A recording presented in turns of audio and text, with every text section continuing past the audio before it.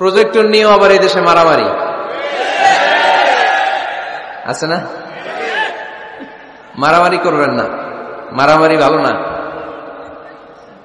প্রজেক্টরে মহিলারা বক্তাকে দেখে কথা শুনতে পারবে কিনা প্রশ্ন করেছিল আমাকে খুলনায়, শুনছেন না আপনারা? এটা নিয়ে প্রাচ্য পাশ্চাত্য, মিন মাশারিকিল আরদি ইলা মাগারিবিহা, ইস্ট ওয়েস্ট কোনো ইখতিলাফ নাই যে দেখা যাবে। যাবে আপনার স্ত্রীকে নিয়ে যখন ডাক্তারের কাছে যান, গাড়িতে যখন বসে থাকেন, উনি ড্রাইভারে দেখে না? আকল খাটান, আকল, দলিল পরে, দলিল পরে, আগে একটু আকল খাটাই। রাস্তা দিয়ে যে আমি যাচ্ছি, আমি বোরকা পরা ঠিকই, কিন্তু এই যে ড্রাইভার, তারা দেখা লাগতেছে না? ডাক্তারের কাছে গেছি, ডাক্তারের দেখা লাগে না? রাস্তা দিয়ে চলতে ফিরতে যতই পর্দা করি, পুরুষদেরকে আমরা দেখি না? নারীদের তো দেখা লাগে, দেখা লাগে। এটা নাজায়েজ নয়, এটা বুঝতে হবে, জানতে হবে। জানার কোনো শেষ নাই, জাননেওয়ালার উপরও জাননেওয়ালা আছে। তো এটা নিয়ে আসলে ইখতিলাফের কিছু নাই। ইস্ট ওয়েস্ট, মাশারিকিল আরদি ওয়া মাগারিবিহা, গোটা বিশ্বের সব ফিকহ একাডেমি খোঁজ নিয়ে দেখেন, এটা জায়েজ। আল্লাহ রাসূল সাল্লাল্লাহু আলাইহি ওয়াসাল্লাম আম্মা জান আয়েশা রাদিয়াল্লাহু তাআলা আনহাকে ঈদের দিন হাবাশি সাহাবীদের খেলা দেখিয়েছেন। খেলা, হাবাশি সাহাবারা মসজিদে নববীর পাশে, সহিহ বুখারীর বর্ণনা, তীর ধনুক দিয়ে খেলাধুলা করত।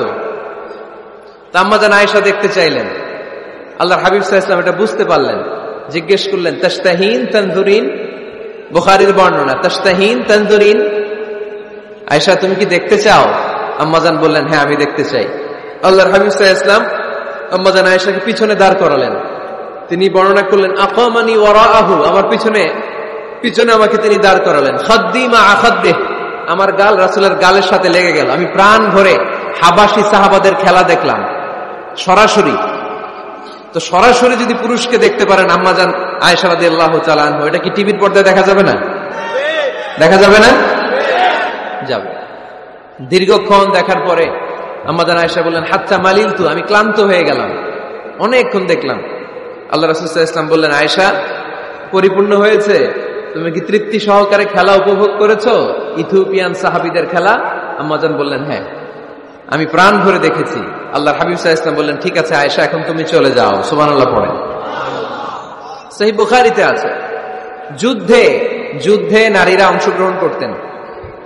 স্ট্রেচারে করে অসুস্থ সাহাবাদেরকে টেনে এনে ওনারা সেবা করতেন। সেবা করার সময় চোখে গামছা বেঁধে রাখতেন, তাই না? ওনারা যখন অসুস্থ আহত সাহাবাদের চিকিৎসা করতেন, চোখে গামছা বেঁধে রাখতেন না? দেখতেন, দেখা যায়, প্রয়োজনে দেখা যায়।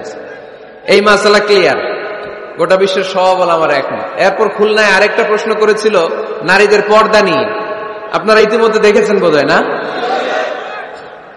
তো এটা নিয়েও দেখলাম অনেক বাড়াবাড়ি কখনো কল্যাণ বয়ে নিয়ে আসে না। নারীরা কতটুকু পর্দা করবে, কতটুকু পর্দার হুকুম কি, সেখানে আমি বলেছি পর্দা করা ফরজ। এই পর্দা আপনার অধিকার, এটা আপনার আভিজাত্যের প্রতীক, আপনার রুচির প্রতীক। এটা বলে কতটুকু পর্দা, সেক্ষেত্রে আমি দুইটা মত উল্লেখ করেছিলাম, মত নাম্বার 1, সারা শরীর ঢেকে রাখবে, ফেসটা খোলা রাখবে, হাত খোলা রাখবে, এটা একটা মত। আরেকটা মত, সব ঢেকে রাখতে হবে, শুধু চোখ খোলা, তাই না? দুইটা মত উল্লেখ করে আমি বলেছিলাম যে এটা হচ্ছে রুকসাত আর এটা হচ্ছে আজিমাত। আমি এও বলেছি যে এর চেয়ে শ্রেষ্ঠ পর্দার হতে পারে না, শুধু চোখ খোলা, সব ঢেকে রাখতে হবে, এটা শ্রেষ্ঠ পর্দা, এর চেয়ে ভালো পর্দার হতে পারে না। আমি নিজেও সাজেস্ট করি এটা, যে শুধু চোখ খোলা থাকবে। আবার ওই প্রশ্নের উত্তরে এও বলেছি, চেহারা হচ্ছে সৌন্দর্যের রাজধানী, চেহারাই যদি দেখা হয়ে যায় তো সব দেখা হয়ে যায়, এজন্য এটা আমি সাজেস্ট করেছি। তারপরে এরা আমার ধাক্কাইতে ওই মতের দিকে নিতে চায়, আসলে নাই? তো এই যে 3 বার যে আমি এই কথা বললাম, এগুলো শুনবার সময় কি কানে তুলা দিয়ে রাখছিলেন? হ্যাঁ, তখন কি শোনেন না? এগুলো মত 2টা বললাম কেন আমি? হুজুর দুইটা কেন বলবেন, অন্য মতের প্রতি আপনার এত শ্রদ্ধা কেন, আমগো তো নাই। এই হয়েছে সমস্যা। ক্লিয়ার কাট কথা। পর্দার ক্ষেত্রে দুইটা মতের উল্লেখ করেছি প্রিয় ভাইয়েরা। বলেছি এক মত বলেছে ফেস খোলা, হাত খোলা, আরেক মত বলেছে শুধু চোখ খোলা। এবং আমি বলেছি এইটা শ্রেষ্ঠ পর্দা, এর চেয়ে ভালো পর্দা হয় না, বলছি না আমি? আবার বলছি যে আমি সাজেস্ট করি এটাই সবচেয়ে ভালো, এটা করবেন। এবং শেষে বলেছি চেহারা হচ্ছে সৌন্দর্যের রাজধানী, চেহারাই যদি দেখা হয়ে যায় তো সব দেখা হয়ে যায়। এগুলো কি প্রমাণ করে আমি এই মতের পক্ষে না এই মতের পক্ষে? বায়ে না ডানে? ডানে। তো আমি এই মত অবলম্বন করি, মানে আপনাদের যেই মত আমারও এই মত। আমার ধাক্কা মারতেছেন কেন? ধাক্কাইতেছেন কেন আমাকে? ধাক্কাই আমার ওই মতে নিতে চায়, ঠিক না। বাড়াবাড়ি কখনো কল্যাণ বয়ে নিয়ে আসে না। আওয়াজ করবেন না, মনোযোগ দিয়ে শুনেন। এই যে মত, এটা আমার মত না, এটা অনেক স্কলারদের মত। নারীরা শুধু ফেস খোলা রাখবে আর হাতের কবজি পর্যন্ত খোলা রাখবে, এটা আমার মত না। আমি অন্যদের মতকে শুধু ন্যারেট করেছি, বর্ণনা করেছি মাত্র। মেজরিটি স্কলাররা, জুমহুরুল ফুকাহা, আই রিপিট, আমি আবার বলছি, মেজরিটি স্কলাররা বলেছেন ফেস এবং হাত খোলা রাখা যাবে। যদিও আমার মত এটা না, আমার মত হচ্ছে যে শুধু চোখ খোলা রাখবেন।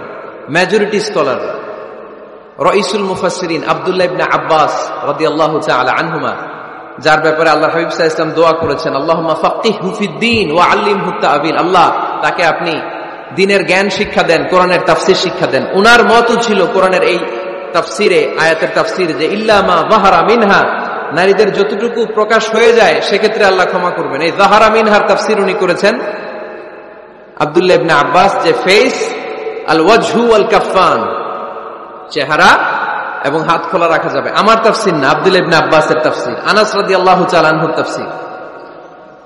ইমাম আল কুরতুবীর তাফসীরে উনি এই মত এনেছেন, ইমাম ইবনে কাসীর এই মত এনেছেন। সবচেয়ে মজার ব্যাপার হচ্ছে ইমাম আবু হানিফারও এই মত। সুবহানাল্লাহ পড়বেন না? ইমাম আবু হানিফা আলাইহি রাহমা, উনারও এই মত যে নারীদের চেহারা এবং হাত এটা আওরাত নয়, এটা আওরাত নয়। আপনি আল আজহার ইউনিভার্সিটির ফিক একাডেমির খোঁজ খবর নেন, কিবারু লাজনাতু কিবারিল উলামা, ওনাদের ফতোয়া বোর্ডের রায় হচ্ছে নারীদের এই ফেস আর হাত নারীরা খোলা রাখতে পারবে। মিশরের যে ন্যাশনাল ফতোয়া বোর্ড, তাদেরও একই ফতোয়া। তো ওনাদেরকে গোমরা বলেন না কেন? গোমরার ফতোয়া শুধু মিজানুর রহমান আজহারের জন্য? ওনাদেরকে গোমরা বলেন না কেন? ইমাম আল আযম, আমাদের মাযহাবের ইমাম, ইমাম আবু হানিফাকে গোমরা বলেন না কেন? ফতোয়াকে শুধু আমার জন্য? ইমাম আবু হানিফা কেন এই মত নিয়েছেন? ওনারও দলিল আছে, আমি জাস্ট মতের উল্লেখ করেছি। এটা জায়েজ কেন? কারণ একদল স্কলার এটাকে জায়েজ বলেছেন, তাদেরও দলিল আছে, এই জন্য জায়েজ। বাট আমার মত তো এটা, আমার মত তো এটা। ভিন্ন মতকে শ্রদ্ধা করতে শিখুন। ইমাম আল আযম কিসের ভিত্তিতে বলেছেন যে ফেস খোলা রাখা যাবে? আমি সতরের ওয়াজ করতেছি না, সতর না, আওরাত নিয়ে কথা বলতেছি। ইমাম আল আযম বলেছেন নারীদের চেহারা আর হাতের কবজি পর্যন্ত এটা আওরাত নয়। উনি দলিল নিয়েছেন সুনানে আবু দাউদের হাদিস। হঠাৎ একবার আল্লাহ রাসূল সাল্লাল্লাহু আলাইহি ওয়াসাল্লামের ঘরে, আম্মা জান আয়েশার ঘরে আসমা বিনতে আবি বকর রাদিয়াল্লাহু তাআলা আনহা চলে আসেন। আল্লাহ রাসূল সাল্লাল্লাহু আলাইহি ওয়াসাল্লামের শালিকা, পাতলা কাপড় পরে, যে কাপড়ে হাত দেখা যায়, শরীর দেখা যায়। আল্লাহ রাসূল সাল্লাল্লাহু আলাইহি ওয়াসাল্লাম চেহারাটা ঘুরিয়ে নিলেন, রেগে গেলেন এবং বললেন, আসমা তুমি এখন বড় হয়েছো, তুমি এখন বড় হয়েছো, ছোট্টটি নেই। নারীরা যখন সাবালিকা হয় তখন এতটুকু আর এতটুকু ছাড়া পুরো দেহকে ঢেকে রাখতে হয়। সুবহানাল্লাহ পড়বেন না? ইমাম আল আযম আবু হানিফা এই হাদিস থেকে দলিল নিয়েছেন। আরো দলিল আছে, সহিহ মুসলিম হাদিসের বর্ণনাকারী জাবির ইবনে আব্দুল্লাহ রাদিয়াল্লাহু তাআলা আনহু, ঈদের দিনে আল্লাহ রাসূল সাল্লাল্লাহু আলাইহি ওয়াসাল্লাম ঈদের সালাত পড়লেন আযান ইকামত ছাড়া। সালাত পড়ানোর পরে তিনি তাকওয়ার ওয়াজ করলেন, সাহাবীদেরকে নিয়ে তিনি চলে যাচ্ছেন। হঠাৎ নারীদেরকে দেখে নারীরা বললেন, আমাদেরকে ওয়াজ করেন। আল্লাহর হাবিব সাল্লাল্লাহু আলাইহি ওয়াসাল্লাম নারীদের সামনে ওয়াজ শুরু করে দিলেন। হাদিসের বর্ণনাকারী জাবির ইবনে আব্দুল্লাহ, উনি বললেন, নারীদেরকে নিয়ে যখন আল্লাহ রাসূল সাল্লাল্লাহু আলাইহি ওয়াসাল্লাম ওয়াজ করতেছিলেন, আল্লাহ রাসূল যে ওয়াজটা সবচেয়ে গুরুত্ব দিলেন, আল্লাহ হাবিব সাল্লাল্লাহু আলাইহি ওয়াসাল্লাম বললেন, তাসাদ্দাকনা, নারীরা তোমরা সদকা করো, দান খয়রাত করো, কারণ আমি দেখেছি তোমরাই বেশিরভাগ হবে জাহান্নামের লাকড়ি, তোমরাই বেশিরভাগ জাহান্নামের লাকড়ি হবে। এই কথা শুনে ফাকামাত ইমরাআতুন মিন ওয়াসাতিহিন, এক নারী দাঁড়ালো, নারীদের মাঝখান থেকে এক নারী দাঁড়িয়ে হাত তুললো। জাবির ইবনে আব্দুল্লাহ বলেন, নারীটি যখন দাঁড়ালো আমি দেখলাম সুফাআউল খাদ্দাইন, এই নারীর গালের মধ্যে ফুটফুট কালো দাগ। গালের মধ্যে কি? কালো দাগ। তো ওনার চেহারা যদি খোলা না থাকতো গালের কালো দাগ দেখা যেত? কথা বলেন না কেন? এই দলিলগুলোর আলোকে ইমাম আল আযম আবু হানিফা রাহিমাহুল্লাহ উনি মত প্রকাশ করেছেন জরুরি প্রয়োজনে এই ফেস খোলা রাখা যাবে। সহিহ বুখারীর আরেকটা হাদিস শুনেন, বর্ণনাকারী আব্দুল্লাহ ইবনে আব্বাস রাদিয়াল্লাহু তাআলা আনহু। হজের দিন আল্লাহ রাসূল সাল্লাল্লাহু আলাইহি সাল্লাম উটের উপরে বসা, পেছনে চাচাতো ভাই ফদল ইবনে আব্বাস। ইয়ামুন নাহারে এক নারী আসলেন, সুন্দরী নারী, রূপবতী, অসাধারণ সুন্দরী নারী। এসে বললেন, ইয়া রাসূলুল্লাহ আমার একটা প্রশ্ন আছে। এই নারী এতই সুন্দরী ছিল ফদল ইবনে আব্বাস বারবার নারীর দিকে তাকাতে লাগলেন। আল্লাহর হাবিব সাল্লাল্লাহু আলাইহি ওয়াসাল্লাম, ফদল চেহারাটা ঘুরাও, এরকম বলে ফদলের চেহারা ঘুরাই দিলেন। ফদল আবার তাকালেন। আল্লাহর হাবিব সাল্লাল্লাহু আলাইহি ওয়াসাল্লাম বললেন, ফদল চেহারাটা ঘুরাও। উনি আবার তাকালেন। আল্লাহর হাবিব সাল্লাল্লাহু আলাইহি ওয়াসাল্লাম বললেন, এই ফদল চেহারাটা ঘুরাও। দেখেন নারীকে একবার বলতেছেন, এই মেয়ে তুমি সুন্দরী নারী, দেখো না ছেলেরা তোমার দিকে তাকায় আছে, চেহারাটা ঢাকো। বলছেন একবারও? কথা বলেন না কেন? বলেন নাই, বরং ফদল ইবনে আব্বাসকে চেহারা ঘুরাতে বলেছেন। তার মানে সব দায় দায়িত্ব নারীদের উপর বর্তায় না, পুরুষদেরকে নিজের দায়িত্ব নিতে শিখতে বলেছেন বিশ্বনবী সাল্লাল্লাহু আলাইহি ওয়াসাল্লাম। আমাদেরও দায়িত্ব আছে না নাই? তো এই হাদিসগুলোর আলোকে ইমাম আল আযম উনি মত পোষণ করেছেন যে ফেস খোলা রাখা যাবে। আমার মত না, তার মানে এটাও একটা মত আছে, উনাদেরও দলিল আছে। আমার মত হচ্ছে যে শুধু চোখ খোলা রাখতে হবে, বাকি সব ঢেকে রাখতে হবে। তারপরেও ওনারা আমাকে এই মতের দিকে নিতে চাচ্ছে। আমি তো আসলে দুইটা মত শুধু প্রকাশ করেছি। এই পরিবর্তিত বিশ্ব ব্যবস্থায় নারীদেরকে অনেক জায়গায় যেতে হয়, চিকিৎসার জন্য বেরোতে হয়, শিক্ষকতা করতে হয়। আপনি শুধু আপনার মাদ্রাসার গণ্ডির ভেতরটারই গোটা দুনিয়া ভাববেন না। পেন্টাগনে আমাদের মুসলিম নারীরা চাকরি করে, আমেরিকার মিলিটারি ফোর্সে আমার মুসলিম বোনেরা চাকরি করে, ইংল্যান্ডে, এখানে তো অনেক ইংল্যান্ডের ভাইয়েরা আছে, ওনারা জানবেন, ইংল্যান্ডের পুলিশ সেকশনে আমার মুসলিম বোনেরা চাকরি করে। নানা কারণে ওনাদের পক্ষে ফেস ঢেকে রাখা সম্ভব হয় না, ফলে ওনারা এই মতের আলোকে রুখসাতের উপর আমল করার সুযোগ পায়, ঠিক কিনা? তার মানে এটাও একটা মত আছে, এটাও একটা মত আছে, ওনারা রুখসাতের উপর আমল করে। বাট আমার মত হচ্ছে না, আজিমতটা উত্তম, এটা শ্রেষ্ঠ পর্দা, কারণ চেহারায় যদি দেখে ফেলে সবই দেখে ফেলে। তো আমার মত এইটা, তারপরও আমাকে এই মতের প্রবক্তা বানাতে চায়, এরকম আছে না নাই? বাড়াবাড়ি করবেন না, বাড়াবাড়ি কখনো ভালো ফল বয়ে নিয়ে আসেন, আওয়াজ করে বলতে হবে, ঠিক কিনা? আল্লাহ আমাদের সবাইকে মধ্যম পন্থা অবলম্বনের তৌফিক দান করো। কারো ব্যাপারে সমালোচনা করলেও যেন আমরা ইনসাফের সাথে সমালোচনা করতে পারি। আল্লাহ তুমি তৌফিক দাও, আমাদেরকে সব সময় হকের পক্ষে থাকার তৌফিক দান করো।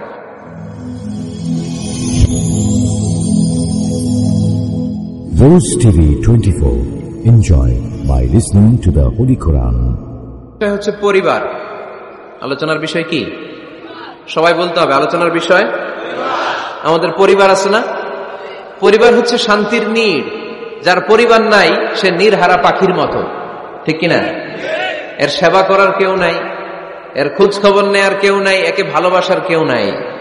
পরিবারের ভেতরে আছে ভালোবাসাবাসী, পরিচর্যা, অসুস্থ হলে সেবা শুশ্রূষা, যত্ন আত্মি। আমরা একটা প্রশান্তির জায়গা খুঁজে পাই পরিবারের ভেতরে, ঠিক কিনা? এজন্য আমি যদি জান্নাতে যাই, আমি চাই আমার পরিবারের সবাইকে নিয়ে যাব, ঠিক কিনা? নাকি আপনারা একা একা জান্নাতে যাবেন? একা একা জান্নাতে যেতে চান কারা কারা? দেখি হাত তুলেন। হ্যাঁ, ওই যে হাত তুলছে একজন। একা একা যাইতে আয় বালা না, একা একা যাওয়া যাবে না, আমরা সবাই মিলে যাব ইনশাআল্লাহ। পড়েন। এজন্য রাব্বুল আলামিন বলেন, ইয়া আইয়ুহাল্লাযীনা আমানু কু আনফুসাকুম ওয়া আহলিকুম নারা ওয়াকুদুহান নাসু ওয়াল হিজারা আলাইহা মালাইকাতুন গিলাযুন শিদাদুন লা ইয়াসুনাল্লাহা মা আমারাহুম ওয়া ইয়াফআলুনা মা ইউমারুন। সুবহানাল্লাহ পড়েন। আল্লাহ ডেকে বললেন, ও বিশ্বাসীরা শোনো শোনো, তোমরা নিজেদেরকে জাহান্নামের আগুন থেকে বাঁচাও, নিজেদের পরিবার বর্গকেও ওই জাহান্নামের আগুন থেকে বাঁচাও, যে জাহান্নামের রক্ষী ফেরেশতারা খুব নির্দয়, খুব নির্মম, এদের চেহারায় হাসি নাই। রব্বুল আলামিন তাদেরকে যা আদেশ করে তারা তাই পালন করে। ওই ফেরেশতারা আল্লাহর কোনো আদেশের অবাধ্য হয় না। ওই জাহান্নামকে ভয় করো, আর জাহান্নাম থেকে নিজেও বাঁচো, নিজের পরিবারকেও বাঁচাও। নিজেও বাঁচতে হবে, পরিবারকেও বাঁচাতে হবে। নিজেও জান্নাতে যেতে চাই, আব্বা আম্মা স্ত্রী সন্তান ভাই বোন সবাইকে নিয়ে জান্নাতুল ফেরদাউসে থাকতে চাই, ঠিক কিনা? এজন্য রব্বুল আলামিন বিশ্বনবীকে আদেশ করলেন, ওয়া'মুর আহলাকা বিস-সালাতি ওয়াসতাবির আলাইহা। ও নবী, আপনি আপনার ফ্যামিলির সদস্যদেরকে সালাতের আদেশ করেন এবং নিজেও সালাত পালনে সচেষ্ট হন। একা একা সালাত পালন করলে হবে না, আপনার পরিবারের সবাইকে আপনি মুসল্লি বানান। নিজেও সালাত পড়েন, সন্তানদেরকেও সালাত কায়েমকারী বানান। আপনি একা একা নামাজ পড়েন, আপনার ছেলে নামাজ পড়েন, এরকম আসরা নাই? বাবা নামাজ পড়ে, মা নামাজ পড়েন, আসরা নাই? ভাই নামাজ পড়ে, বোন নামাজ পড়েন, আসরা নাই? আচ্ছা, আমি জান্নাতে থাকবো, আমার মা থাকবে জাহান্নামে, এটা ভাল লাগবে? আমি থাকবো জান্নাতে, আমার আব্বা জাহান্নামে, ভাল লাগবে কার কার? আমি থাকবো জান্নাতে, আমার ছেলে মেয়েগুলো জাহান্নামে।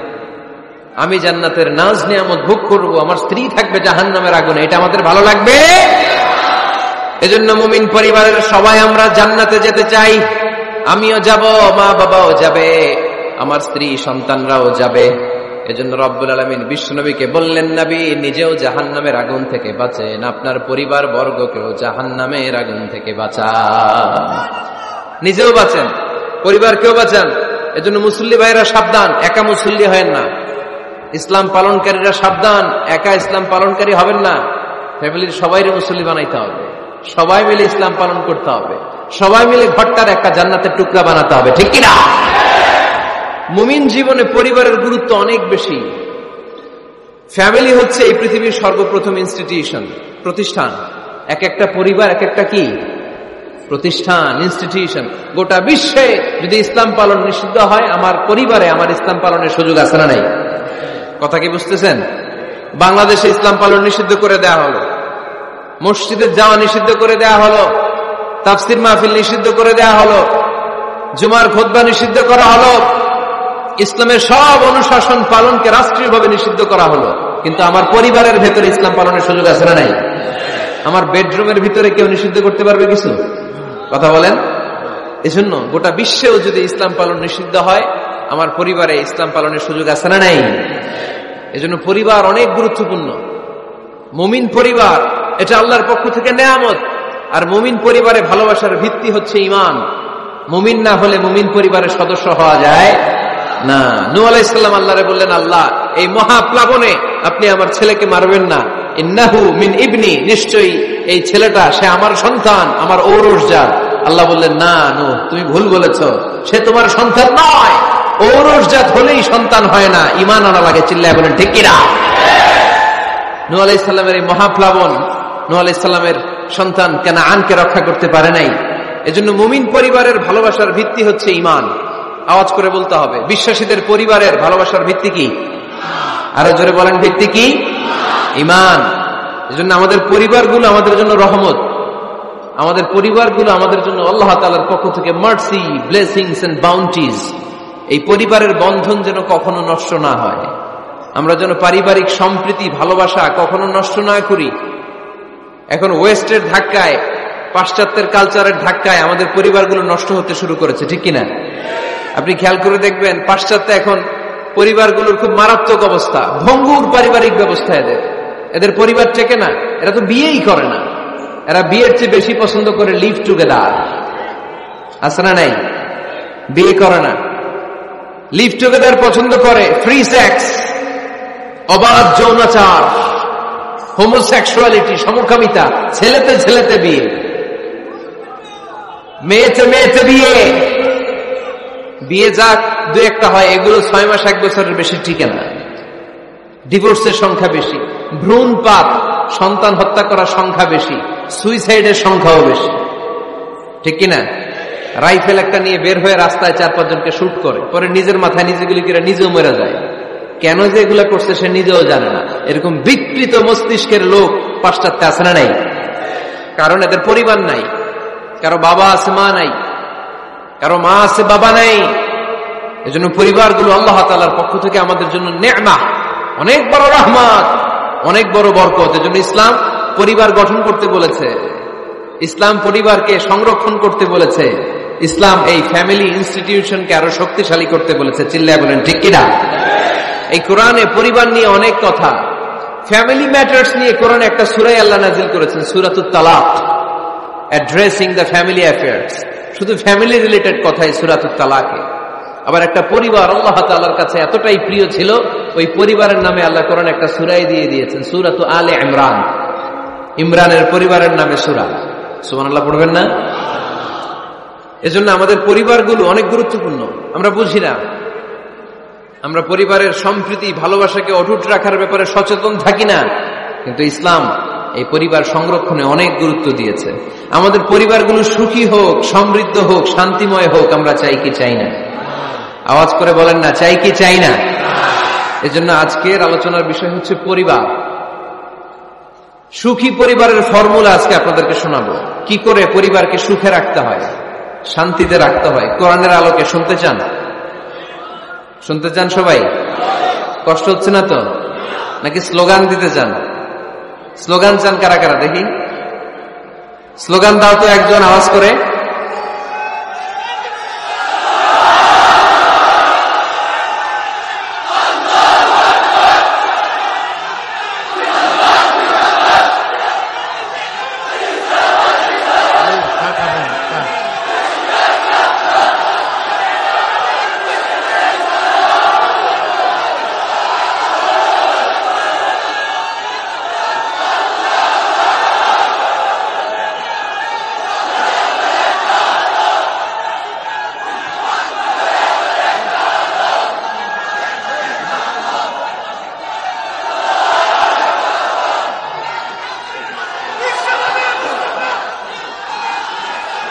প্যান্ডেল থেকেও লোক বাইরে বেশি আছে।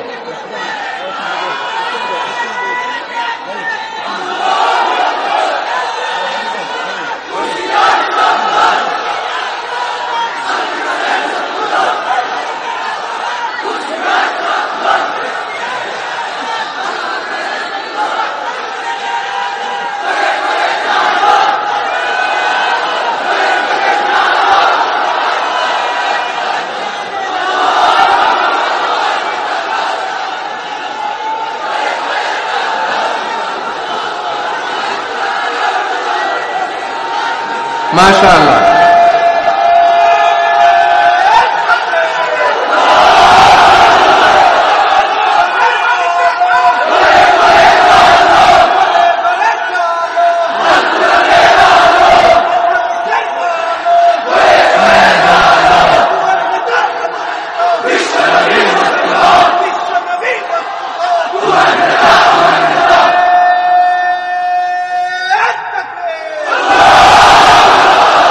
মাশাআল্লাহ, তাবারাকাল্লাহ। আল্লাহ স্লোগানগুলোকে তুমি কবুল করো।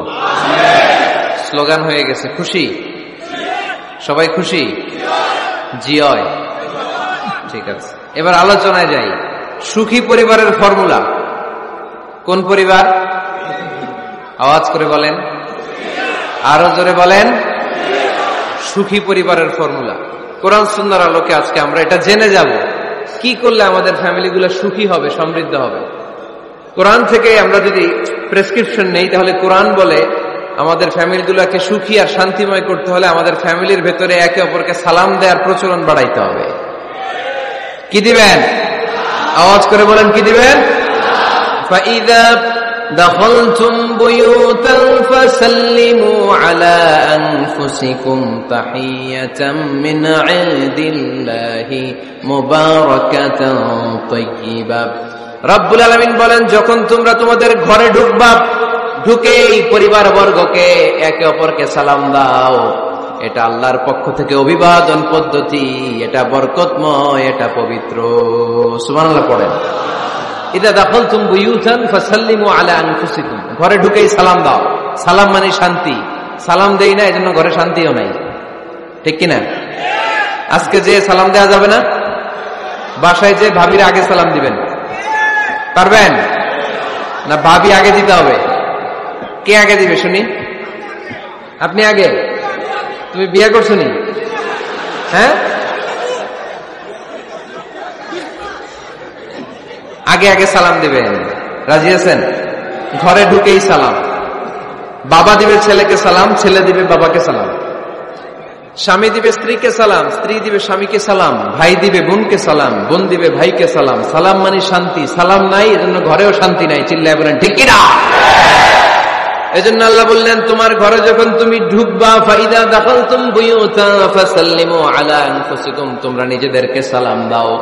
তাহিয়াতাম মিন ইনদিল্লাহ, এটা আল্লাহর পক্ষ থেকে অভিবাদন পদ্ধতি। মুবারাকাতান তাইয়্যিবা, এই সালামের মধ্যে আছে বরকত, এটা পবিত্র। এজন্য ঘরে যদি আমরা সালামের প্রচার প্রসার বাড়াই, আমাদের ঘরগুলোরে শান্তিময় করবে কে? এটা হচ্ছে নিজেদের ঘর। নিজেদের ঘরে ঢুকলাম, সালাম দিলাম। অন্যের ঘরে তার সালাম টালাম লাগবে না, না? অন্যের ঘরেও লাগবে। সে আদেশ কোরআনের ভেতরে আছে না নাই? রব্বুল আলামিন বলেন, ইয়া আইয়ুহাল্লাযীনা আমানু লা তাদখুলু বুয়ুতান গায়রা বুয়ুতিকুম হাত্তা তাস্তানিসু ওয়া তুসাল্লিমু আলা আহলিহা। সুবহানাল্লাহ পড়েন। আল্লাহ রেখে বললেন, ও ঈমানদার, ও বিশ্বাসীরা, অন্যের ঘরে যখন তোমরা প্রবেশ করবা, খবরদার প্রবেশ করার আগে অনুমতি নিয়ে নাও। অনুমতি নেয়ার পাশাপাশি ঘরে ঢোকার আগে সালাম দিয়ে দাও। সুবহানাল্লাহ পড়ে। তাহলে নিজের ঘরে ঢুকি আর অন্যের ঘরে ঢুকি, ঢুকে কি দিব? আওয়াজ করে বলতে হবে, কি দিব? সালাম। আমি আপনাদেরকে সালাম দেই, উত্তর দেন, আসসালামু আলাইকুম ওয়া রাহমাতুল্লাহ। এবার আপনারা আমাকে সালাম দেন, আমি উত্তর দিব, ওয়ালাইকুম আসসালাম ওয়া রাহমাতুল্লাহ। পারা যাবে নাকি বলবেন আমি বউরে কেন দেব, উনি না আমার আগে দিবে? আমি জামাই, আমি স্বামী, আমি হাজবেন্ড। আচ্ছা, হাজবেন্ডের কি বলেন সিলেটি ভাষায়? স্বামীরে জামাই কইতাইনি, জামাই। তো জামাই আগে দিবে না বউ আগে দিবে? হ্যাঁ বলেন, আমি আগে দিব। কে আগে দিবে? আমি। আগে আগে সালাম দেন। আল্লাহর হাবিব সাল্লাল্লাহু আলাইহি ওয়াসাল্লাম বললেন, সহিহ মুসলিমের বর্ণনা, সহিহ মুসলিমের বর্ণনা, আওয়ালা আদুল্লুকুম আলা শাইইন ইযা ফাআলতুমুহু তাহাবাবতুম। আল্লাহর হাবিব বললেন, আমি কি তোমাদেরকে এমন একটা ফর্মুলা শিখাইয়া দিব না, এই ফর্মুলা যখন তোমরা অ্যাপ্লাই করবে তোমাদের মধ্যে পারস্পরিক ভালোবাসা বাড়িয়ে দিবে কে? সাহাবীরা বললেন, ইয়া রাসূলুল্লাহ, অবশ্যই আপনি আমাদেরকে শিখাইয়া দেন। কোন সেই ফর্মুলা, যেই ফর্মুলা অ্যাপ্লাই করলে আমাদের মধ্যে ভালোবাসা বেড়ে যাবে? আল্লাহর হাবিব বললেন, আফশুস সালাম বাইনাকুম, নিজেরা নিজেদের মধ্যে সালামের প্রচার করো, প্রসার করো। দেখা হলে একে অপরকে তোমরা বেশি বেশি সালাম দাও। আফশুস সালাম বাইনাকুম, নিজেরা নিজেদের মধ্যে সালাম দাও। সালাম নাই ফলে ভালোবাসা নাই, সালাম নাই ফলে আমার ঘরে শান্তি নাই। তাহলে ঘরে শান্তি আনার এক নম্বর ফর্মুলা হচ্ছে সালাম। চিল্লায় বলতে হবে সোজানগরের ভাইরা, এক নম্বর ফর্মুলার নাম কি? সালাম। সাইয়েদনা আদম আলাইহিস সালামকে যখন আল্লাহ তাআলা বানালেন, বানানোর পরে আল্লাহ বলেন না আদম সিজদা করো, আদম কোরআন তেলাওয়াত করো, আদম জিকির করো, আদম তাসবিহ পড়ো, না। আল্লাহ প্রথম যে আদেশটা দিয়েছেন সেটা হচ্ছে সাল্লিম, আদম সালাম দাও। আদম কি দাও? সালাম দাও। আল বাদিউ বিসসালামি বারিউম মিনাল কিবর, আগে আগে যে সালাম দেয় তার অন্তর থেকে অহংকার উঠিয়ে নেয় কে? আমাদের অন্তরে অহংকার আছে না নাই? যাদের অন্তরে বেশি বেশি অহংকার, তার আমরা বেশি বেশি সালাম দিব। আমাদের হৃদয়টাকে অহংকার মুক্ত করে দিবে কে? সহিহ বুখারীর বর্ণনা, লাম্মা খালাকাল্লাহু আদম ওয়া কানা তুলুহু 60 যিরাআন, রব্বুল আলামিন সাইয়েদনা আদম আলাইহিস সালামকে যখন তৈরি করলেন 60 হাত লম্বা করে বানালেন। আবার আমরাও যারা জান্নাতের ভেতরে ঢুকবো আমাদেরকেও সেদিন 60 হাত লম্বা করে বানিয়ে দিবেন কে? কয় হাত লম্বা হয়ে ঢুকবেন জান্নাতে? 60 হাত। সাইয়েদনা আদম আলাইহিস সালামকে যখন আল্লাহ তাআলা বানালেন, বানিয়ে আল্লাহ তাআলা প্রথম যে আদেশটা করলেন সেটা হচ্ছে সাল্লিম, আদম সালাম দাও। কি দাও? সাল্লিম আলা উলাইকান নাফার, এই ফেরেশতাদের এই দলটাকে সালাম দাও। কারণ ইবলিস অহংকারের কারণে সে হয়েছে জাহান্নামী। আল্লাহ চেয়েছেন আমার আদম যেন অহংকারী না হয়, এজন্য আগে আগে সালাম দেওয়া শিখাইয়া দিলেন। চিল্লায় পড়েন আল্লাহু আকবার। আগে যে সালাম দেয় তার হৃদয় থেকে অহংকারকে আল্লাহ মুক্ত করে দেয়, এজন্য আগে সালাম দিবেন। মুরব্বীরা বসে থাকবেন না যে বাচ্চাটা আমার আগে দিবে। অনেক মুরব্বীরা এরকম করে, যে আমি দেবো কেন, আমি তো মুরব্বী, ছোটরা আমারে দিবে, এরকম আছে না নাই? আপনি দেন না। আপনি কয়েকদিন দিতে দিতে লজ্জায় পড়ে বাচ্চাটাও আপনার সালাম দিতে শুরু করবে, ঠিক কিনা? আপনি আপনার স্ত্রীকে কয়েকদিন দিয়ে দেখেন না, কয়েকদিন দিয়ে দেখেন, দেখবেন কয়েকদিন পরে আপনার স্ত্রীও আপনাকে সালাম দিতে শুরু করবে, ঠিক কিনা? এজন্য ফ্যামিলিতে সুখ শান্তি আনার প্রথম মাধ্যম হচ্ছে সালাম। প্রথম মাধ্যম কি? সালাম দিন আর সালামতে থাকুন। সালাম দিন আর কিসে থাকুন? সালামতে থাকুন। জান্নাতে যখন জান্নাতীরা যাবে, জান্নাতীদেরকে বারবার সালাম দেয়া হবে। প্রতিটা গেটেই ফেরেশতারা সালাম দিবে, চিল্লায় পড়েন আল্লাহু আকবার। ফেরেশতারা বলবে সালামুন আলাইকুম তিবতুম ফাদখুলুহা খালিদিন। ও জান্নাতীরা আসেন, বসেন, আল্লাহর পক্ষ থেকে আপনাদের জন্য সালাম।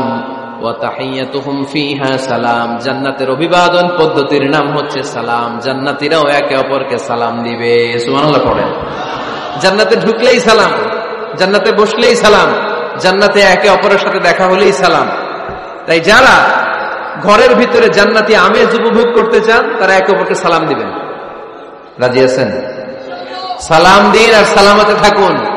ঘরে যারা জান্নাতি সুখ অনুভব করতে চান তারা সালাম দিবেন। তাহলে আজকে থেকে ঘরে সুখ সমৃদ্ধি আর শান্তি ফিরিয়ে আনার প্রথম ফর্মুলা আমরা জানলাম সালাম। চিল্লায় বলেন, প্রথম ফর্মুলা কি? মনে থাকবে না ভুলে যাবেন? বাসায় যে আজকে সালাম দেয়া যাবে, সবাই পারবেন? মাশাআল্লাহ। 1 নম্বর পয়েন্ট শেষ।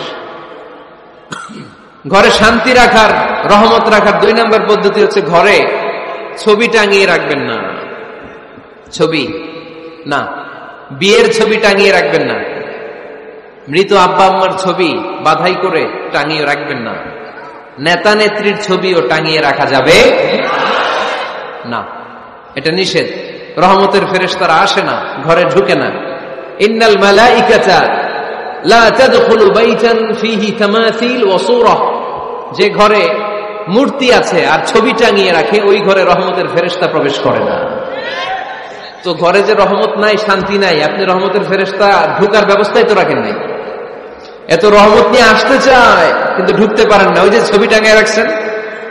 এজন্য সুজানগরের ভাইয়েরা, আমাদের সুজানগরে যদি কারো ঘরে বিয়ের ছবি, আব্বা আম্মার ছবি, ফ্যামিলি গ্রুপ ছবি বা নেতা নেত্রীর ছবি থাকে, আজকে খুলে ফেলা যাবে না? খুলে ফেলা যাবে মুসলমান? খুলে ফেলবেন। হ্যাঁ, আপনি ফ্যামিলি গ্রুপ ছবি রাখতে পারেন। আব্বা আম্মা ভাই বোন সবাই মিলে একটা গ্রুপ ছবি তুললে স্মৃতির জন্য রাখা যায়। এটা অ্যালবাম বন্দি করে রাখবেন। মাঝে মাঝে দেখবেন, দেখলে মৃত্যুর কথা স্মরণ হয়। আয় রে, 10 বছর আগের ছবিটা দেখলে কি কুচকুচে কালো দাড়ি ছিল আমার, এখন সাদা হয়ে গেছে, ঠিক কিনা? তখন বুঝবেন যে মৃত্যুর দিকে আমি এগিয়ে যাচ্ছি। এই দুনিয়াটা ক্ষণিকের, একটা ধোঁকা, একটা মরিচিকা, একটা লোভ আর লালসার পেছনে আমরা ছুটে বেড়াচ্ছি। ধোঁকা। আসল জীবন কবরের জীবন। আওয়াজ করে বলতে হবে, ঠিক কিনা? একদিন মাটির ভেতরে হবে ঘরে মন আমার, কেন বাঁধো দালান ঘর রে মন আমার, কেন বাঁধো দালান ঘর। প্রাণ পাখি উড়ে যাবে পিঞ্জর ছেড়ে,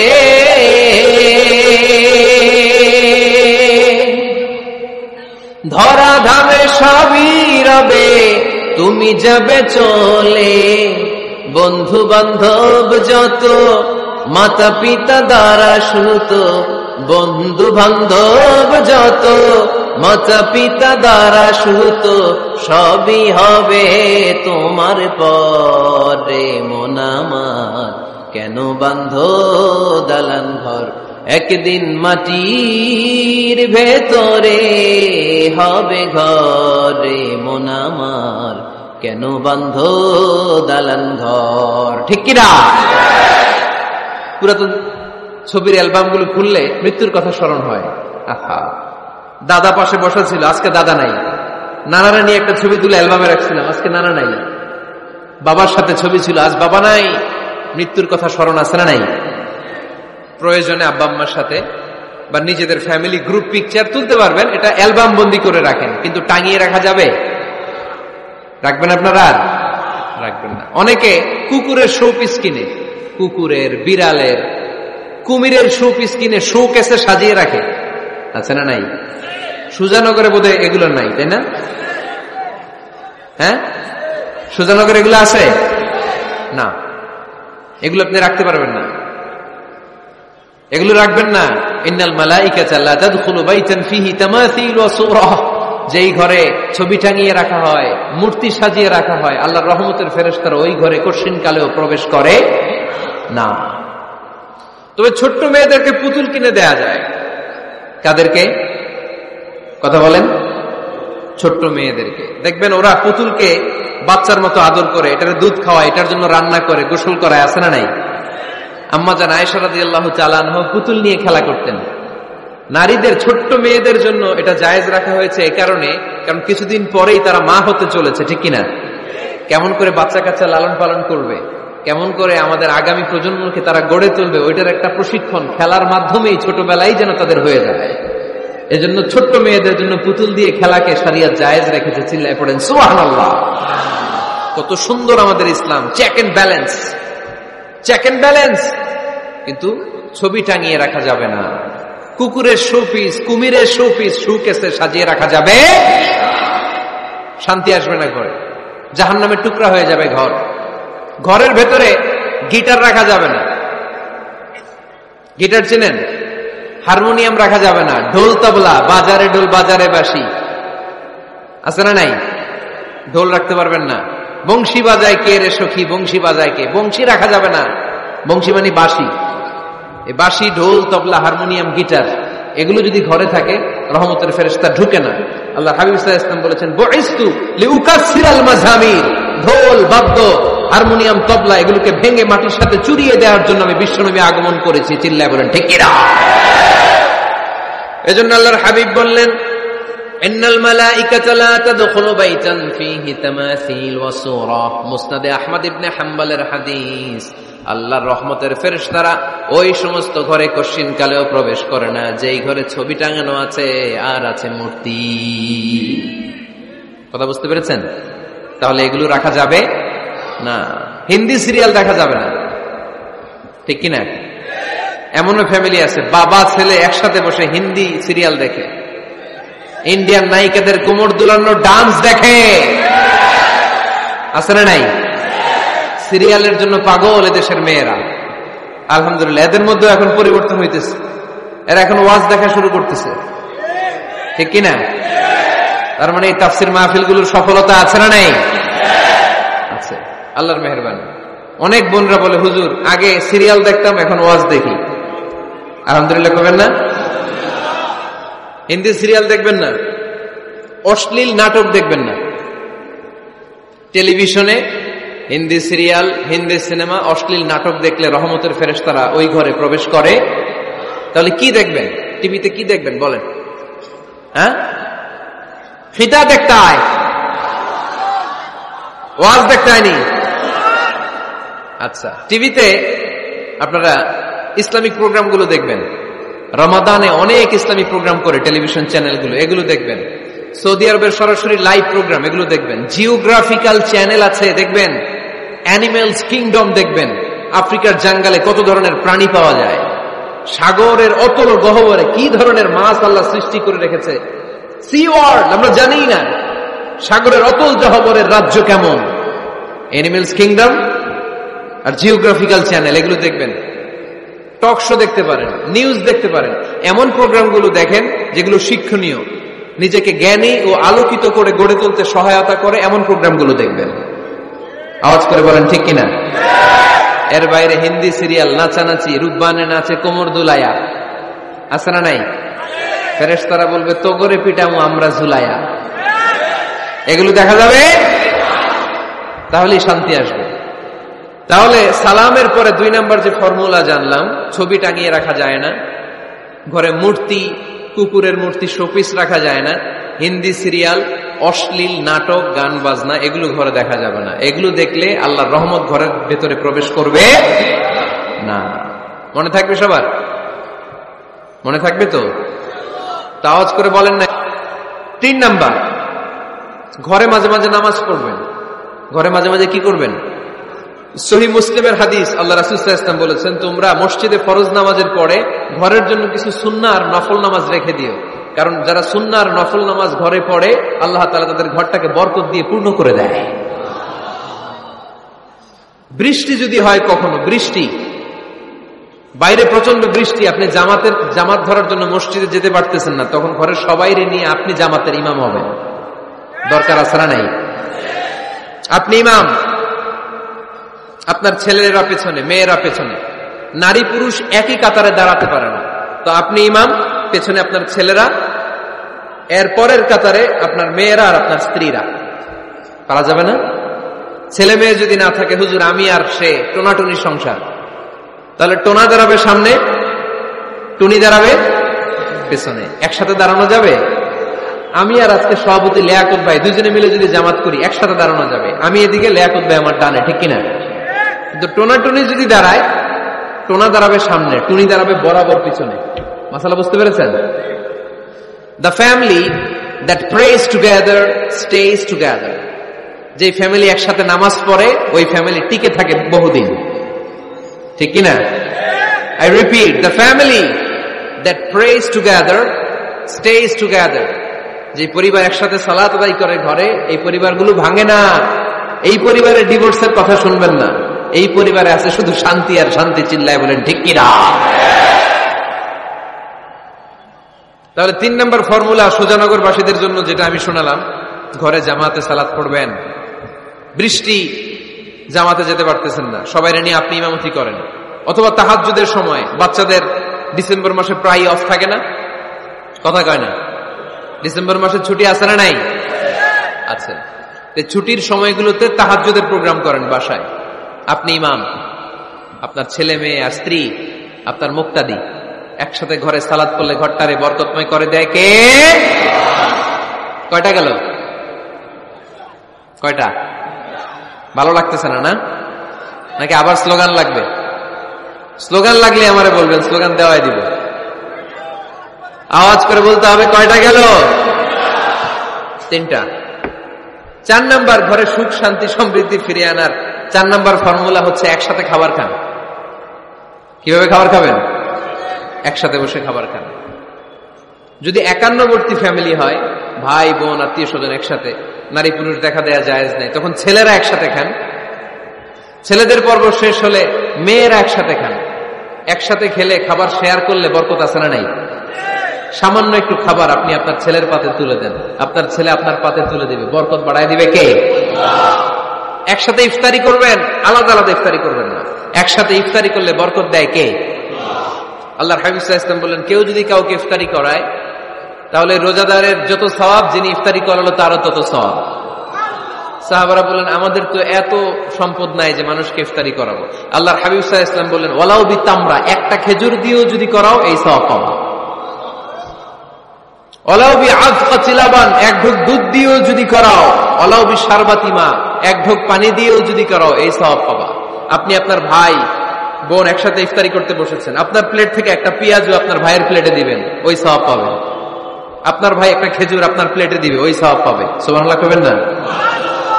তাহলে ঘরে সুখ শান্তি ফিরে আনার 4 নম্বর ফর্মুলা, একসাথে খাবার খান।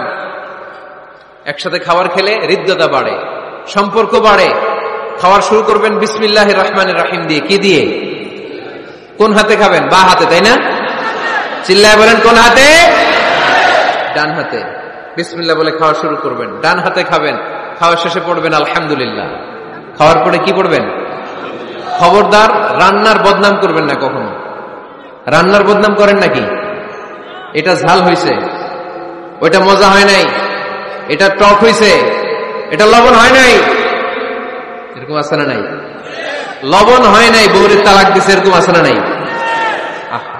রান্না একটু ভালো হয় নাই, ঝাল হয়ে গেছে বেশি, বউরে মাইশুর, এরকম ডাকাইতে আছে না নাই? মা আবা রাসূলুল্লাহ সাল্লাল্লাহু আলাইহি ওয়াসাল্লাম তুআমান ক্বাত্তু, আল্লাহর হাবিব সাল্লাল্লাহু আলাইহি ওয়াসাল্লাম কখনো কোন রান্নার বদনাম করতেন না। ইনিশতাহাহু আকালাহু, বুখারীর বর্ণনা। ভাল লাগলে খেতেন, ভাল লাগতেছে আরো খেতেন, আরো খেতেন। ওয়া ইন কারিহাহু তারাকা, ভালো না লাগলে রেখে দিতেন, ওর দিকে তাকাইতেন না। কিন্তু কখনো বলেন নাই লবণ হয় নাই, কখনো বলেন নাই ঝাল বেশি হয়েছে, কখনো বলেন নাই রান্নাটা মজা হয় নাই। সুবহানাল্লাহ পড়বেন না? কি রাসূল ছিলেন আমার। এজন্য রান্নার বদনাম করবেন না, একসাথে মিলেমিশে খান, বরকত বাড়ায় দিবে কে? 4টা গেল। 5 নাম্বার, ঘরে কোরআন তেলাওয়াত করুন। কি তেলাওয়াত? কোরআন তেলাওয়াত নাই, ঘরে তেলাওয়াত নাই, ফজরের পরে তেলাওয়াত নাই, সব ঘুম আর ঘুম, আছে না নাই? তো রহমত বরকত ঢুকবে কেমনে? ঘরে কোরআন তেলাওয়াত করুন। হাজবেন্ড তার ওয়াইফকে কোরআন তেলাওয়াত শোনাবে, ওয়াইফ তার হাজবেন্ডকে শোনাবে, বাবা তার সন্তানকে শোনাবেন, সন্তান বাবাকে শোনাবেন। প্রতি মাসের জন্য একটা সূরাকে নির্ধারণ করুন যে আমরা সবাই মিলে এই মাসে এই সূরাটা মুখস্থ করব। পারা যাবে? আওয়াজ করে বলেন তো, সূরাতুদ দোহা এটা কি খুব বড় সূরা? কথা কয় না। সূরাতুদ দোহা কি বড় সূরা না ছোট সূরা? তো এক মাসে কি এই সূরাটা মুখস্থ করা যাবে না? কথা বলে। ওয়াত্তিনি ওয়াজ-যাইতুন ওয়া তুরি সিনিন, এটা কি বড় সূরা? এক মাসে পারা যাবে না? প্রতি মাসের জন্য একটা করে সূরা নির্ধারণ করুন। তাহলে 12 মাসে কয়টা সূরা? আওয়াজ করে বলতে হবে, 12টা সূরা। প্রতি মাসে একটা। আজকে তো 31st নাইট না? কয়টা বাজে? হ্যাঁ, আরো সময় বাকি। 12টা বাজতে বাজতে আরো দেরি অনেক। এখানে পটকা টটকা ফুজায় নাকি? বোমা টোমা কিছু নাই না? মাশাআল্লাহ, সুজানগরের লোক তো খুব আল্লাহওয়ালা দেখি। আল্লাহ কবুল করুক। এই যে নতুন বছরের জন্য প্ল্যান নেন, ঘরটারে কি করে সুখী সমৃদ্ধ বানাবেন। প্রতি মাসের জন্য কয়টা সূরা? 12 মাসে তাহলে কয় সূরা? 12 সূরা।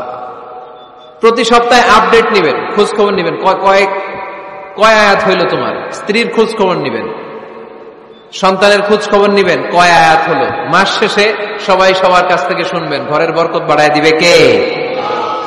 এরকম ফ্যামিলি আমাদের সবার হোক, আমরা চাই না? হ্যাঁ, স্ত্রী তার স্বামীকে কোরআন তেলাওয়াত করে শোনায়, স্বামী তার স্ত্রীকে কোরআন তেলাওয়াত করে শোনায়, বাবা তার সন্তানকে কোরআন তেলাওয়াত করে শোনায়, সন্তান তার বাবাকে কোরআন তেলাওয়াত করে শোনায়। আপনার ছেলে মেয়েরা যখন কোরআন পড়ে আওয়াজ করে পড়তে বলেন, যাতে ভুল হলে শুধরে দিতে পারেন।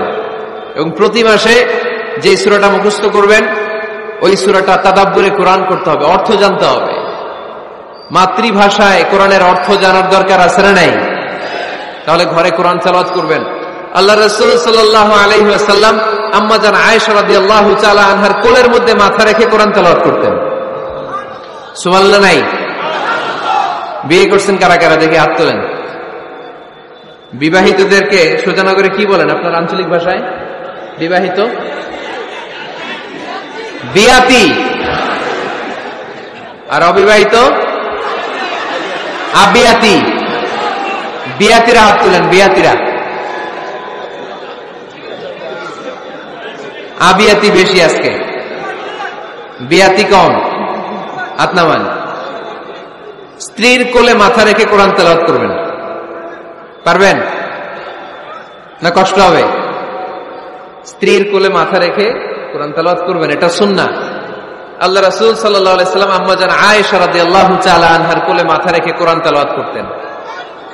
আম্মা জান আয়েশা রাদিয়াল্লাহু তাআলা আনহা বলেন, কানা রাসূলুল্লাহ সাল্লাল্লাহু আলাইহি ওয়াসাল্লাম ইয়াকরাউল কুরআন ওয়া রা'সুহু ফি হাজরি ওয়া আনা হায়েদ।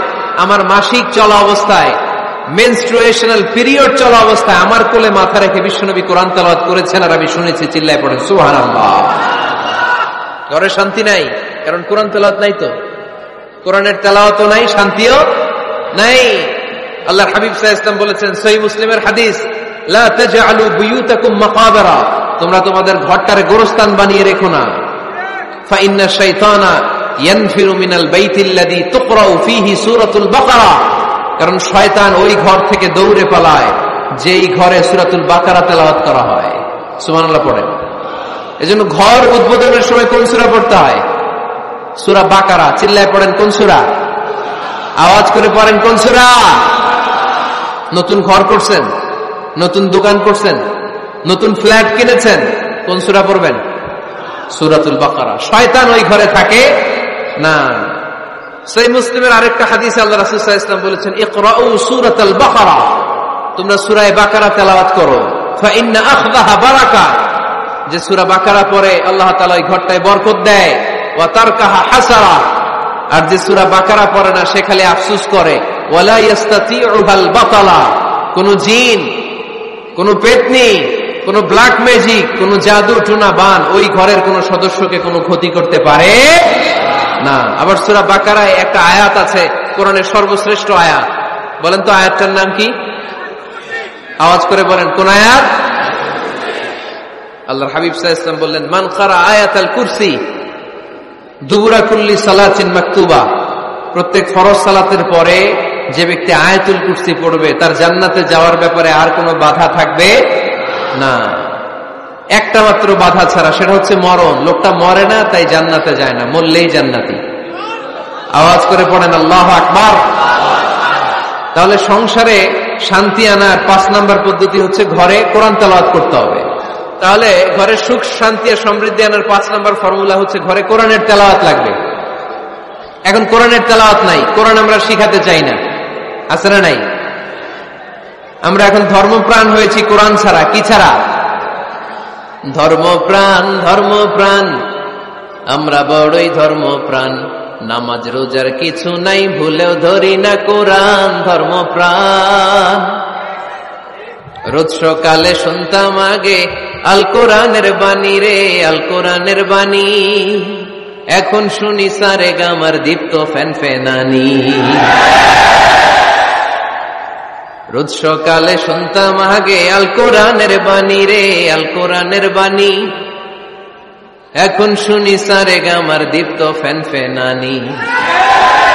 ধর্মপ্রাণ মুসলমান আজকাল হয়েছে মডার্ন। ধর্মপ্রাণ, ধর্মপ্রাণ, আমরা বড়ই ধর্মপ্রাণ। নামাজ রোজার কিছু নাই, ভুলেও ধরি না কোরআন। ধর্মপ্রাণ, ঠিক না?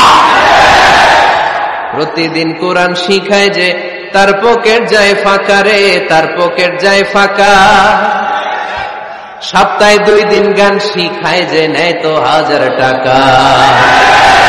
ধর্মপ্রাণ মুসলমান আজকাল হয়েছে মডার্ন। ধর্মপ্রাণ, ধর্মপ্রাণ, আমরা বড়ই ধর্মপ্রাণ। নামাজ রোজার কিছু নাই, ভুলেও ধরি না কোরআন। ধর্মপ্রাণ।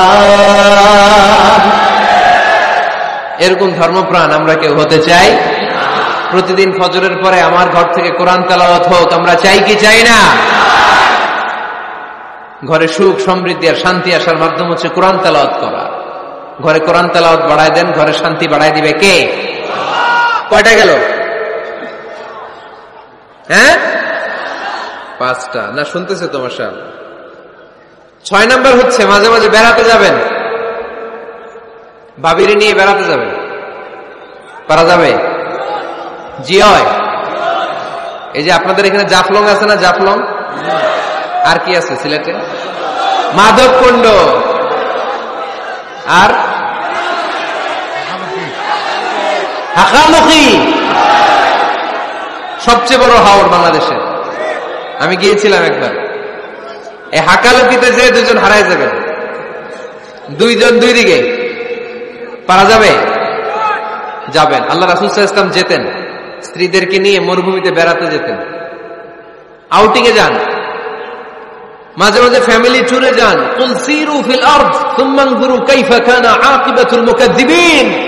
জমিনে ঘুরে বেড়াও আর দেখো মিথ্যাবাদীরা পৃথিবীতে কি করেছে আর তাদের সাথে আমি কি আচরণ করেছি, ঠিক কিনা? সুযোগ হলে মিশরে যান, ফেরাউনের লাশ দেখে আসেন। কারুনের বাড়িতে যান, ধ্বংসস্তূপ দেখে আসেন। পারলে জর্ডানে যান, মৃত সাগর দেখে আসেন। সমকামিতার কারণে লূত আলাইহিস সালামের কওমের লোকদেরকে আল্লাহ জমিন থেকে উঠিয়ে একটা আঘাত করেছেন জমিনে। ফাজআলনা আলিয়াহা সাফিলাহা, জমিনের উপরের মাটিকে আমি নিচে ঢুকিয়েছি, নিচের মাটিকে আমি উপরে ঢুকিয়েছি। উপর থেকে শিলা আর প্রস্তর বৃষ্টি নাজিল করে পুরো জমিনটারে আমি মাসাকার করে দিয়েছি। ওইখানে এখন ডেড সি, লোহিত সাগর, মৃত সাগর। ওখানে কোনো মাছ জন্মায় না, কোনো কাঁকড়া জন্মায় না, ব্যাঙ জন্মায় না, কিচ্ছু জন্মায় না। লবণের ডেনসিটি, ঘনত্ব এত বেশি, ওখানে কোনো মানুষ ডুবেও না। গজবের জায়গা। সুযোগ হলে দেখে আসেন। টাকা পয়সা ভালো থাকলে সময় হলে প্রায় ফ্যামিলি মেম্বারদেরকে নিয়ে উমরায় যান। কই যাবেন? উমরায় যান। নবদম্পতি যারা বা রিসেন্টলি তোমরা যারা বিয়ে করতে যাচ্ছ, you are going to be a new couple, পারলে তোমাদের হানিমুনটা উমরায় সেরে ফেলো। পারা যাবে না? স্বামী স্ত্রী 2 জনে মিলে মক্কায় চলে যাও, আল্লাহর ইবাদত, আল্লাহর ঘরে সিজদা দিয়ে নতুন জীবনটাকে নতুন ভাবে শুরু করো। বরকত দিবে কে? তাহলে ঘরে বা ফ্যামিলিতে সুখ সমৃদ্ধি নিয়ে আসার 6 নাম্বার মাধ্যম হচ্ছে আউটিং এ যাওয়া, মাঝে মাঝে বেড়াতে যাওয়া। আল্লাহ রাসূল সাল্লাল্লাহু আলাইহি ওয়াসাল্লাম বেড়াতে যেতেন, সফরে স্ত্রীদেরকে নিয়ে যেতেন। সহিহ বুখারীর বর্ণনা, কানা রাসূলুল্লাহ সাল্লাল্লাহু আলাইহি ওয়াসাল্লাম ইযা আরাদা সাফারান আকরা বাইনা আজওয়াজিহি। আল্লাহ রাসূল সফর করলে কোন স্ত্রীকে নিয়ে যাবেন তিনি স্ত্রীদের নাম লিখে লটারি করতেন। সুবহানাল্লাহ নাই? কি করতেন? কোরআ, আরবিতে বলে কোরআ, বাংলায় বলে লটারি। এই লটারি জায়েজ, এই লটারি জায়েজ আছে। স্ত্রীদের নাম লিখে কোরআ করতেন, লটারি। যার নাম আসতো তাকে নিয়ে আল্লাহর হাবিব সাল্লাল্লাহু আলাইহি ওয়াসাল্লাম সফরে বেরিয়ে যেতেন। সফরে স্ত্রীদের সাথে দৌড়াদৌড়ি করতেন। সুবহানাল্লাহ বলবেন না? আম্মা জান আয়েশা রাদিয়াল্লাহু তাআলা আনহাকে আল্লাহর হাবিব সাল্লাল্লাহু আলাইহি ওয়াসাল্লাম এত ভালোবাসতেন, আল্লাহর হাবিব সাল্লাল্লাহু আলাইহি ওয়াসাল্লাম বলতেন, আয়েশা চলো দৌড়াদৌড়ি করি। ওই যে দেখা যায় খেজুর গাছ, চলো কে কার আগে যেতে পারে। দুইজন দৌড়ালেন। বিয়ের প্রথম দিকে আম্মা জান আয়েশা রাদিয়াল্লাহু তাআলা আনহা ফার্স্ট হয়ে গেলেন, কারণ তখন তিনি চিকন ছিলেন, এত মোটা ছিলেন না। আবার অনেক বছর পরে আরেক সফরে যখন আম্মা জান আয়েশা সফরে লটারিতে নাম আসলো, ওই সফরে আবার আল্লাহর হাবিব সাল্লাল্লাহু আলাইহি ওয়াসাল্লাম বললেন, আয়েশা চলো আজকেও দৌড়াদৌড়ি করি। দুইজন দৌড় দিলেন। এবার আর আম্মা জান আয়েশা রাদিয়াল্লাহু তাআলা আনহা জিততে পারলেন না, যেহেতু মোটা হয়ে গেছেন। আল্লাহ রাসূল সাল্লাল্লাহু আলাইহি ওয়াসাল্লাম দৌড়ে গাছ ধরে ফার্স্ট হয়ে গেলেন। সুবহানাল্লাহ পড়েন। আম্মা জান আয়েশা এবার রাগ করে বসে আছেন। আল্লাহর হাবিব সাল্লাল্লাহু আলাইহি ওয়াসাল্লাম বললেন, হাযিহি সাবকাতু বিতিলক, ওই যে কয়েক বছর আগে আয়েশা একদিন রাতে তুমি আমারে হারায় দিছিলা, আজকে তোমারে হারায় ওটার প্রতিশোধ তুলে নিলাম। সুবহানাল্লাহ পড়তে পারলেন না? কি ভালোবাসাবাসী ছিল, কি খুনসুটি ছিল, কি আদর সোহাগের সমৃদ্ধ সুখী শান্তির একটা সংসার ছিল বিশ্বনবী সাল্লাল্লাহু আলাইহি ওয়াসাল্লামের। তিনি স্ত্রীদের সাথে খোশ গল্প করতেন, বিনোদন করতেন, হাসি ঠাট্টা করতেন। তবে এই বিনোদন ছিল সুস্থ বিনোদন, এই রসিকতা ছিল সুস্থ রসিকতা, ঠিক কিনা? আমরা এটা করতে চাই না। অনেকের চেহারা, আমাদের চেহারার মধ্যে কোনো হাসি নাই, খালি রাগ আর রাগ, আছে না নাই? অনেকে দেখবেন 5 বছর একবারও হাসা নাই। সুজানগরে আলহামদুলিল্লাহ এরকম নাই। সুজানগরের এই যে সবাই হাসতেছে, সবার মুখে হাসি। হাসবেন, মুচকি হাসবেন, মুচকি হাসি দেওয়া সুন্নাত। আর মুচকি হাসতে পয়সা লাগে না। পয়সা লাগে তা হাসেন না কেন? মুচকি হাসেন, হাসি দেওয়া সুন্নাত। তো তাহলে 6 নাম্বার যে পদ্ধতি আমরা পেলাম ঘরে সুখ শান্তি আনার, মাঝে মাঝে ফ্যামিলি মেম্বারদেরকে নিয়ে আমরা হাকালুকি হাওড়ে হারিয়ে যাব, আমরা মাধবকুণ্ড বেড়াতে যাব, আমরা জাফলং এ যাব, পারলে আমরা কক্সবাজার সমুদ্র সৈকতে যাব। যেমনটি আল্লাহর হাবিব সাল্লাল্লাহু আলাইহি ওয়াসাল্লাম স্ত্রীদেরকে নিয়ে বেড়াতে যেতেন। ইনশাআল্লাহ পড়েন। পারবেন তো? যাবেন তো সবাই? আচ্ছা। 7 নাম্বার পদ্ধতি সংসারে সুখ শান্তি ফিরে আনার, ফ্যামিলির গুরুত্বপূর্ণ বিষয়ে সিদ্ধান্ত নিতে পরামর্শ করবেন। Family meeting. কি করবেন? কি মিটিং? ফ্যামিলি মিটিং করবেন, পরামর্শ। এক্ষেত্রে স্ত্রী, সন্তান, ভাই, বোন, আব্বা আম্মা সবার পরামর্শ নেবেন। অনেকে আছে কারো কথা শোনে না, মনে যা চায় তাই করে, আছে না নাই? পরে আফসোস করে, পরে হাই হাই করে। কারণ যারা পরামর্শ করে এরা কোনোদিন হাই হাই করা লাগে না। চিল্লায় বলেন ঠিক কিনা? এজন্য আল্লাহ বললেন, ওয়াশাবিরহুম ফিল আমরি ফাইযা আযামতা ফাতাওয়াক্কাল আলাল্লাহ। গুরুত্বপূর্ণ বিষয়ে সিদ্ধান্ত নেবার আগে তোমরা পরামর্শ করে নাও। যখন তোমরা পরামর্শ করে সঠিক সিদ্ধান্তে উপনীত হয়ে যাবে, তখন তাওয়াক্কুল করবা একজনের উপর, তিনি কে? সিদ্ধান্ত যখন নিয়ে ফেলবেন আল্লাহর উপর তাওয়াক্কুল করবেন। এজন্য পরামর্শের কোনো বিকল্প নাই। পরামর্শ নেবেন, স্ত্রীদেরও পরামর্শ নেবেন। অনেকে বলে, আরে মেয়ে মানুষ কি পরামর্শ নেবে, আমি তো সব জানি। এরকম আছে না নাই? না, অনেক সময় নারীদের পরামর্শ কাজে লাগে। আমাদের বোনদের মাথায় ভালো ভালো বুদ্ধি আছে না নাই? বুদ্ধি আছে। আপনারা হুদাইবিয়ার সন্ধির নাম শুনেছেন? কত হিজরিতে? 6ষ্ঠ হিজরিতে 1400 সাহাবা আল্লাহ রাসূল সাল্লাল্লাহু আলাইহি ওয়াসাল্লামকে নিয়ে উমরা করার জন্য গেল, কিন্তু কাফেররা মক্কায় ঢুকতে দিবে না। তখন একটা সন্ধি হলো যে এই বছর আমরা ফিরে যাব। আল্লাহর হাবিব সাল্লাল্লাহু আলাইহি ওয়াসাল্লাম ওই সন্ধিতে রাজি হলেন। আংটির মধ্যে মুহাম্মদ রাসূলুল্লাহ সিল মারলেন, রাজি। কিন্তু সাহাবারা রাজি না। সাহাবারা বললেন, ইয়া রাসূলুল্লাহ, এত কষ্ট করে 1400 সাহাবা উমরা করার জন্য এসেছি, উমরা না করেই আমরা ফিরে যাব, আমরা যাব না। আল্লাহ হাবিব সাল্লাল্লাহু আলাইহি ওয়াসাল্লাম এদেরকে আদেশ করলেন, কুমু ওয়ানহারু, যেহেতু সন্ধি হয়েছে আমি সন্ধি ভঙ্গ করতে পারবো না, সন্ধির নিয়ম অনুযায়ী এবছর আমরা ফিরে যাব, আমরা উমরা করব না। আর যেহেতু আমরা পশু নিয়ে এসেছি, সবাই পশু জবাই করো, মাথার চুল হালাক করে হালাল হয়ে যাও। কিন্তু কেউ কথা শোনে না, কেউ কথা শোনে না। 1400 সাহাবা বসে আছে। আল্লাহ রাসূল সাল্লাল্লাহু আলাইহি ওয়াসাল্লাম ধমক দিয়ে আদেশ করলেন, কুমু ওয়ানহারু, দাঁড়াও, পশুগুলোকে জবাই করো, মাথার চুল ফেলে দিয়ে হালাল হয়ে যাও। কেউ কথা শোনে না। আবার বললেন, কুমু ওয়ানহারু, 1400 সাহাবা, কেউ শোনে না। আল্লাহর হাবিব সাল্লাল্লাহু আলাইহি ওয়াসাল্লাম এত বিব্রতকর পরিস্থিতিতে কখনো পড়েন নাই, কোনোদিন না। মনটা খারাপ করে আল্লাহ রাসূল সাল্লাল্লাহু আলাইহি ওয়াসাল্লাম তাঁবুর ভিতরে ঢুকে গেলেন। ওই সফরে লটারিতে নাম এসেছিল উম্মে সালামা রাদিয়াল্লাহু তাআলা আনহা। সুবহানাল্লাহ পড়বেন না? উম্মে সালামা রাদিয়াল্লাহু তাআলা আনহা আমাদের আম্মা জান, আল্লাহ রাসূল সাল্লাল্লাহু আলাইহি ওয়াসাল্লামের স্ত্রী। বিষ্ণুনবী সাল্লাল্লাহু আলাইহি ওয়াসাল্লামকে চিন্তিত আর বিমর্ষ দেখে জিজ্ঞেস করলেন, ইয়া রাসূলুল্লাহ, কি সমস্যা? আল্লাহর হাবিব সাল্লাল্লাহু আলাইহি ওয়াসাল্লাম পুরো ঘটনাটা খুলে বললেন। খুলে বলার পরে এবার উম্মে সালামা বললেন, ইয়া রাসূলুল্লাহ, আমার মাথায় এক বুদ্ধি আছে। আমার মাথায় কি আছে? এক বুদ্ধি আছে, আপনি চাইলে এটা আমল করতে পারেন। আল্লাহর হাবিব সাল্লাল্লাহু আলাইহি ওয়াসাল্লাম বললেন, কি বুদ্ধি আছে তোমার মাথায়, বলো। উম্মে সালামা রাদিয়াল্লাহু তাআলা আনহা বললেন, ইয়া রাসূলুল্লাহ সাল্লাল্লাহু আলাইহি ওয়াসাল্লাম, আপনি কারোর সাথে কথা বলবেন না, কাউকে আদেশ করবেন না, আপনি নিজে ঘর থেকে এখন বের হয়ে যাবেন, নিজেই আপনার উটটাকে আপনি নহর করে ফেলবেন, মানে জবাই করে ফেলবেন।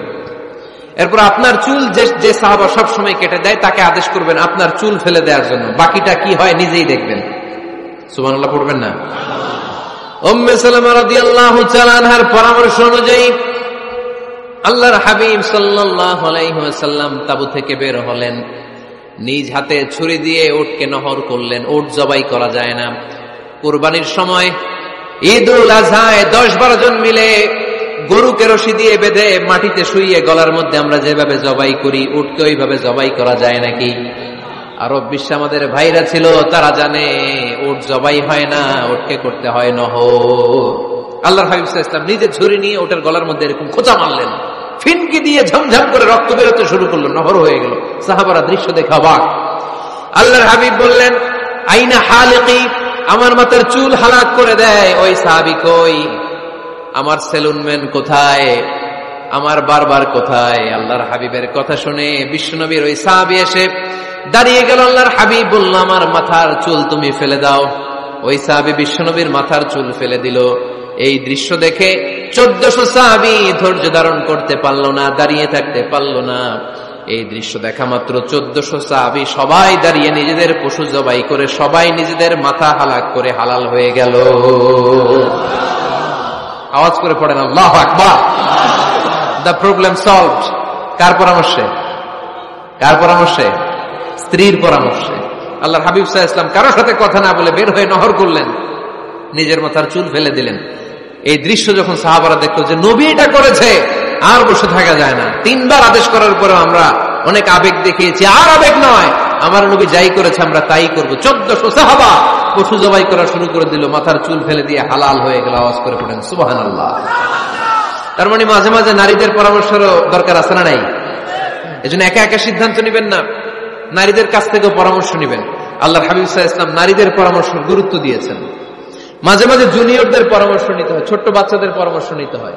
ছোট্ট বাচ্চাদেরকে বোকা মনে করবেন না, ছোট্ট ছেলে মেয়েদেরকে বোকা ভাববেন না, ওদের মাথায় বুদ্ধি আছে। মাঝে মাঝে জুনিয়ররা সিনিয়রদেরকে হারায় দেয়, আছে না নাই? আল্লাহর হাবিব সাল্লাল্লাহু আলাইহি ওয়াসাল্লামের একটা বৈশিষ্ট্য ছিল, তিনি কিছু খেলে খাওয়ার পরে বন্টন করলে কোন দিক দিয়ে করতেন? আওয়াজ করে বলেন না, ডান দিক থেকে। একবার তিনি দুধ খেলেন, দুধ খেয়ে বন্টন করবেন, কিন্তু ডান দিকে দাঁড়িয়ে ছিল একটা ছোট্ট ছেলে আর বাঁ দিকে মুরব্বী সাহাবারা। আল্লাহর হাবিব সাল্লাল্লাহু আলাইহি ওয়াসাল্লাম এই ছোট্ট ছেলের কাছ থেকে অনুমতি চাইলেন। তার মানে ছোট্টদেরও পরামর্শ দরকার আছে না নাই? আল্লাহর হাবিব বললেন, আতাআযানু লি আন উ'তিয়া হাউলা, আমার স্বভাব হলো খাবার বন্টনের সময় ডান দিক থেকে করি, কিন্তু এখন ডান দিকে তুমি ছোট্ট মানুষ, বাম দিকে বয়স্ক সাহাবারা, তুমি যদি অনুমতি দাও তোমার আগে বয়স্ক সাহাবাদেরকে দিয়ে আমি খাবার বিতরণ করতে চাই। ছোট্ট ছেলেটা বলল, ইয়া রাসূলুল্লাহ, লা উসিরু বিনাসিবি মিনকা আহাদান, আপনার এই বরকতের জিনিস আমি অন্য কাউরে দিতে চাই না, আমার ভাগেরটা আমি আগে খাইতে চাই। যেহেতু হিসাবে আমি পাই, আমারে আগে দেন, আমি দিব না। সুবহানাল্লাহ পড়েন।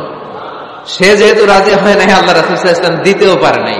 আল্লাহর হাবিব সাল্লাল্লাহু আলাইহি ওয়াসাল্লাম দুধের পেয়ালাটা মুরব্বিদের হাতে না দিয়ে ছোট্ট বাচ্চার হাতে তুলে দিয়েছে। চিল্লায় পড়েন আল্লাহু আকবার। তাহলে ছোট্ট বাচ্চাদের পরামর্শের দলিল আছে না নাই? আল্লাহ রাসূল সাল্লাল্লাহু আলাইহি ওয়াসাল্লাম একবার ওয়াজ করতেছেন, সহিহ বুখারীর বর্ণনা। আল্লাহর হাবিব সাল্লাল্লাহু আলাইহি ওয়াসাল্লাম বললেন, ইন্না মিনাশ শাজারি শাজারা, এক ধরনের গাছ আছে, লা ইয়াসকুতু ওয়ারাকুহা, যেই গাছের পাতা কোনোদিন ঝরে না, পাতা পড়ে না, একটা গাছ আছে। মাসালুহা কামাসালিল মুসলিম, এই পাতার দৃষ্টান্ত মুসলিমের দৃষ্টান্ত একই। হাদিসুনি মা হিয়া, দেখি তো কোন সাহাবী বলতে পারে এটা কোন গাছ? আল্লাহর হাবিব বললেন, এমন একটা গাছ আছে যে এই গাছের কোনো পাতা ঝরে না। এই পাতার দৃষ্টান্ত, গাছের দৃষ্টান্ত, মুমিনের দৃষ্টান্ত একরকম। ফাহাদিসুনি মা হিয়া, কে আছো বলতে পারো এটা কোন গাছ? কেউ পারে না। সাহাবারা মনে করছে এটা মরুভূমির কোন একটা গাছ হবে। কেউ বাড়ির পাশে যে খেজুর গাছ আছে এটা খেয়াল করে নাই, সবাই চলে গেছে অন্য গাছের দিকে। ক্যাকটাস, গুলমলতা, মরুভূমির রেয়ার যে গাছগুলো আছে, দুর্লভ দুষ্প্রাপ্য গাছগুলো, তারা এক একজন একটার পর নাম বলতে আরম্ভ করলো। আল্লাহ রাসূল সাল্লাল্লাহু আলাইহি ওয়াসাল্লাম বললেন হয় নাই, একজন বলে একটা, আল্লাহর হাবিব বললেন হয় নাই। সবশেষে কেউ যখন পারে না, আল্লাহ রাসূল সাল্লাল্লাহু আলাইহি ওয়াসাল্লাম বললেন, ইন্নাহা নাখলা, এটা খেজুর গাছ। এটা কি গাছ? সবাই বলেন কি গাছ? খেজুর গাছ। কেউ পারে নাই। ওয়াজ শেষ, নসিহত শেষ, সবাই বাড়ি ফিরে যাচ্ছে। সাইয়েদনা ওমর ফারুক রাদিয়াল্লাহু তাআলা আনহু ওনার ছেলে আব্দুল্লাহ ইবনে ওমরকে নিয়ে যাচ্ছে। আব্দুল্লাহ ইবনে ওমর হঠাৎ করে বললেন, আব্বা, আল্লাহ রাসূল যখন জিজ্ঞেস করেছিল এটা কোন গাছ, আমি কিন্তু জানতাম এটা খেজুর গাছ, আমি কিন্তু জানতাম। ওমর ফারুক বললেন, বলো নাই কেন?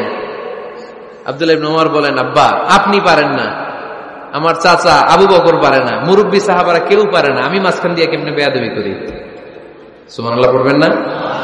ওমর ফারুক বললেন, বলো কি, তুমি যদি আজকে বিশ্বনবীর সামনে উত্তরটা দিতে পারতা, আমার ছেলে উত্তর দিতে পেরেছে, এটা জেনে আমার বুকটা এত বড় হয়ে যেত। ও আব্দুল্লাহ, কেন তুমি বললা না?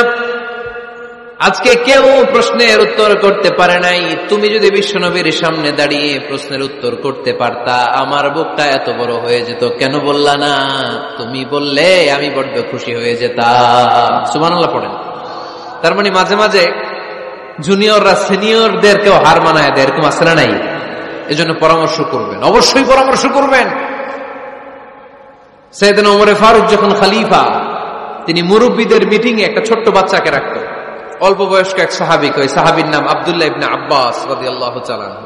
মুরব্বীরা মনে কষ্ট পেলেন, কিরে, এই ছেলের সমান নাতি আছে আমার ঘরে, আমার নাতি আছে, এই ছেলের সমান, এই ছেলেকে কেন রাখে? ওমর ফারুক বললেন, একদিন দেখাই দিব আপনাদেরকে কেন রাখি। ওমর ফারুক একদিন সবাইকে বললেন, ইদা জাআ নাসরুল্লাহি ওয়াল ফাতহ ওয়া রাআইতান নাস ইয়াদখুলুনা ফি দীনিল্লাহি আফওয়াজা। এটা কোন প্রেক্ষাপটে নাজিল হয়েছে আপনারা কে জানেন বলেন তো? এক সাহাবী বললেন, এই সূরা দ্বারা বোঝানো হয়েছে আমাদের যখন বিজয় অর্জিত হবে তখন যেন আমরা বেশি বেশি আল্লাহর প্রশংসা করি। ওমর ফারুক বললেন, উত্তর হয় নাই। আরেক বয়স্ক সাহাবী বললেন, আমাদেরকে রব্বুল আলামিন বড় বড় শহর বিজয়ের ব্যাপারে আদেশ দিয়েছে, এই সূরা দ্বারা আমি এটা বুঝেছি। ওমর ফারুক বললেন, হয় নাই। কেউ যখন উত্তর করতে পারে নাই, ওমর ফারুক বললেন, ও আব্দুল্লাহ ইবনে আব্বাস, তুমি এই সূরার ব্যাপারে কি জানো? আব্দুল্লাহ ইবনে আব্বাস বলেন, হুয়া আজালু রাসূলিল্লাহ, এই সূরা দ্বারা বিশ্ব নবীর আগাম মৃত্যুকে বোঝানো হয়েছে। ইদা জাআ নাসরুল্লাহি ওয়াল ফাতহ, নবী হে, যখন বিজয় আসবে, আল্লাহর পক্ষ থেকে সাহায্য আসবে, ওয়া রাআইতান নাস ইয়াদখুলুনা ফি দীনিল্লাহি আফওয়াজা, আপনি দেখবেন দলে দলে বানের পানির মতো লোকজন কালিমার ছাতার নিচে প্রবেশ করতেছে। তো সবাই যখন কালিমা পড়ে মুসলমান হয়ে যাবে, সবাইকে মুসলমান বানানোই ছিল বিশ্বনবীর মিশন। মিশন যখন কমপ্লিট, নবী থাকার পৃথিবীতে আর দরকার নাই। এই সূরা দ্বারা আল্লাহ বুঝিয়েছেন বিশ্বনবী পৃথিবীতে আর বেশি দিন বেঁচে নাই। চিল্লায় বলেন ঠিক কিনা? ওমর ফারুক ডেকে বললেন, আব্দুল্লাহ মারহাবা, মারহাবান বিকা ইয়া আব্দুল্লাহ ইবনে আব্বাস। ও আব্দুল্লাহ ইবনে আব্বাস, মাশাআল্লাহ তাবারাকাল্লাহ, কেউ সঠিক উত্তর না দিতে পারলেও তুমি সঠিক উত্তর দিয়েছো। তুমি এই সূরার ব্যাপারে যতটুকু জানো আমিও জানি ততটুকু, পড়েন সুবহানাল্লাহ। তুমি সঠিক উত্তর দিয়েছো। এই হাদিসগুলো প্রমাণ করে মাঝে মাঝে জুনিয়ররা সিনিয়রদেরকেও হারিয়ে দেয়। চিল্লায় বলেন ঠিক কিনা? এজন্য মাঝে মাঝে বাচ্চা ছেলেদেরও পরামর্শের দরকার আছে না নাই? ঘরে সুখ নাই, শান্তি নাই, কারণ পরামর্শ করেন না তো। আব্বা আম্মার পরামর্শ নেন, স্ত্রীদের পরামর্শ নেন, ছেলে মেয়েদের পরামর্শ নেন। গুরুত্বপূর্ণ সিদ্ধান্ত নেওয়ার আগে পরামর্শ করে সিদ্ধান্তগুলো নেওয়ার দরকার আছে না নাই? পরামর্শ করে ফ্যামিলি মিটিং এ যদি আমরা সিদ্ধান্ত নেই, ওই সিদ্ধান্তে বরকত দিবে কে? আওয়াজ করে বলেন, ওই ঘরটারে বরকতময় করে কে? কয়টা গেল? 7টা। 8 নাম্বার হচ্ছে প্রত্যেকটা ঘরে এক একটা পারিবারিক পাঠাগার গড়া চাই, ফ্যামিলি লাইব্রেরি। কার কার ঘরে পারিবারিক পাঠাগার আছে দেখি সুজানগরে? মাশাআল্লাহ, মাশাআল্লাহ পড়েন, আওয়াজ করে পড়েন মারহাবা। যাদের ঘরে নাই তাদের ঘরে একটা পাঠাগারের দরকার আছে না নাই? একটা শোকেস বানাবেন, ওখানে ইসলামী বইগুলো রাখবেন, ইসলামী সাহিত্যগুলো রাখবেন, তাফসিরগুলো রাখবেন, হাদিসের বইগুলো রাখবেন। একটা পারিবারিক পাঠাগারের দরকার আছে না নাই? কোরআনের প্রথম আয়াত হয়েছে পড়ো। কোরআনের প্রথম আয়াত কি? আল কোরআনের প্রথম বাণী পড়ো, আল হাদিসে নবীর কথা পড়ো। আল কোরআনের প্রথম বাণী পড়ো, আল হাদিসে নবীর কথা পড়ো। পড়ে পড়ে শেখো, শিখে শিখে তুমি তোমার নিজের জীবন গড়ো। পড়েন আমিন। কোরআনের প্রথম কথা কি? ইকরা, পড়ো। কোরআনের প্রথম কথা কি? ইকরা বিসমি রাব্বিকাল্লাযী খালাক, খালাকাল ইনসানা মিন আলাক। ইকরা ওয়া রাব্বুকাল আকরাম আল্লাযী আল্লামা বিল কলম আল্লামাল ইনসানা মা লাম ইয়ালাম। পড়েন সুবহানাল্লাহ। পড়ো তোমার প্রভুর নামে যিনি তোমায় শিখিয়েছেন। Read in the name of your Lord who has created. পড়ো, পড়ার কোনো বিকল্প নাই, আপনার পড়তেই হবে। বেঁচে আছেন পড়েন, সুস্থ তো পড়েন, অসুস্থও পড়েন, মরে যাচ্ছেন তখনও পড়েন, পড়তে পড়তে মরেন। ও মিয়া, মরার সময় পড়ার দরকার আছে না নাই? মরার সময় পড়বেন লা ইলাহা ইল্লাল্লাহ মুহাম্মাদুর। এটা না পড়লে হবে? তার মানে মরার সময় পড়তে হবে। চিল্লায় বলেন ঠিক কিনা?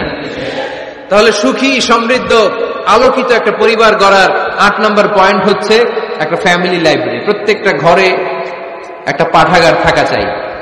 আজ থেকে এই যে 2019 সালের শেষ রজনী, 2020 সাল শুরু হবে আর ঘন্টাখানিক পরেই আমরা এই সিদ্ধান্ত যেন নেই যে আমাদের প্রত্যেকের ঘরে আমরা যেন ছোট্ট করে একটা পাঠাগার বানাই।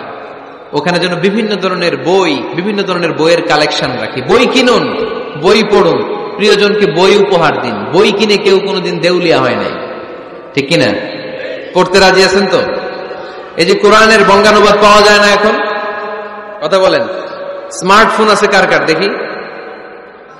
হ্যাঁ, কারা কারা স্মার্ট দেখি? হাজার হাজার স্মার্ট, মাশাআল্লাহ। এই স্মার্টফোনের ভেতরে আল কোরআন নামে বাংলায় কোরআনের একটা অ্যাপস পাওয়া যায়। কথা বলেন, পাওয়া যায় কি যায় না? আজকে থেকে এই অ্যাপসটা ডাউনলোড করে প্রতিদিন 1 আয়াত, 2 আয়াত, 3 আয়াত করে পড়া শুরু করে দেন। বাঁচতে হলে পড়তে হবে, বাঁচতে হলে জানতে হবে, ঠিক কিনা? এই স্লোগান আমাদেরকে শিখায়। এই স্লোগান তো আল্লাহ, এই স্লোগান দিয়েই তো আল্লাহ কোরআন শুরু করছে। ইকরা বিসমি রাব্বিকাল্লাযী খালাক। বাঁচতে হলে জানতে হবে, বাঁচতে হলে পড়তে হবে, পড়ার কোনো বিকল্প নাই। আওয়াজ করে বলেন ঠিক কিনা? সুজানগরের ভাইয়েরা, মোবাইলের অ্যাপসের ভেতরে আমরা কোরআন রাখতে রাজি আছি তো সবাই? হাদিসের অ্যাপস ডাউনলোড করতে রাজি আছি তো? বাস রাজি আছি, ডাউনলোড করে রাখা দেবো, আর কেউ পড়বো না নাকি? হ্যাঁ, প্রতিদিন একটা আয়াত হলেও যেন আমরা পড়ি। আল্লাহ যা বলা দরকার সব বলে দিয়ে গেছে, নতুন করে আর কিছু বলবে না। আমরা যেন পড়াশোনা করি, আমরা যেন একটা পাঠাগার বানাই। আবারও কখনো আসার সুযোগ হলে আমি জিজ্ঞেস করবো, যদি আমার মনে থাকে, যে আপনাদের পাঠাগার আছে কার কার ঘরে। সেদিন সবার হাত তুলতে হবে। এমনি পারা যাবে তো? আল্লাহ তুমি তৌফিক দাও। কয়টা গেল? 8টা। ঘরে সুখ শান্তি ফিরে আনার 9 নাম্বার খুব জরুরি একটা পয়েন্ট, সেটা হচ্ছে ফ্যামিলি মেম্বারসদের মধ্যে মিউচুয়াল রেসপেক্ট লাগবে, পারস্পরিক শ্রদ্ধাবোধ। কেউ কারো দোষ খোঁজা যাবে না, কিন্তু আমরা দোষ খোঁজায় ব্যস্ত, ঠিক কিনা? ইগো ইগো ইগো আমাদেরকে শেষ করে দিল। ইগো প্রবলেম আছে না নাই? বৌমা শাশুড়ির দোষ খুঁজে, শাশুড়ি দোষ খুঁজে বৌমার। এগুলো আমাদের এলাকায়, সুজানগরে নাই। হ্যাঁ, আছে আছে আছে। ফ্যামিলিটা জাহান্নামের টুকরা হয়ে গেছে। বউ শাশুড়ি দেখতে পারে না, শাশুড়ি বউ দেখতে পারে না। আছে না নাই? এর কারণটা কি শুনি, বলেন। 3টা উত্তর নিব এখান থেকে। একজন বলেন যে বৌমা শাশুড়ির পিছনে লাগা থাকে আর শাশুড়ি বৌমার পিছনে লাগা থাকে। বৌমা শাশুড়ির ছায়া দেখতে পারে না, শাশুড়ি বৌমার ছায়া দেখতে পারে না। কারণটা কি? একজন এদিকে আওয়াজ করে। আত্মসম্মানের কারণে, তার মানে ইগো প্রবলেম। এদিকে একজন। ইসলামের জ্ঞান নাই, মাশাআল্লাহ। আর এদিকে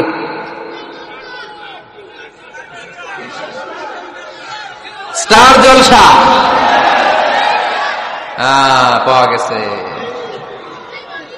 স্টার জলসায় যা দেখায় ওইটাই ঘরে চলে না।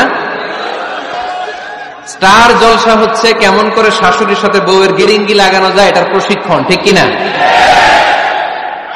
ভয়ঙ্কর। তাহলে এগুলো দেখা বাদ দিতে হবে।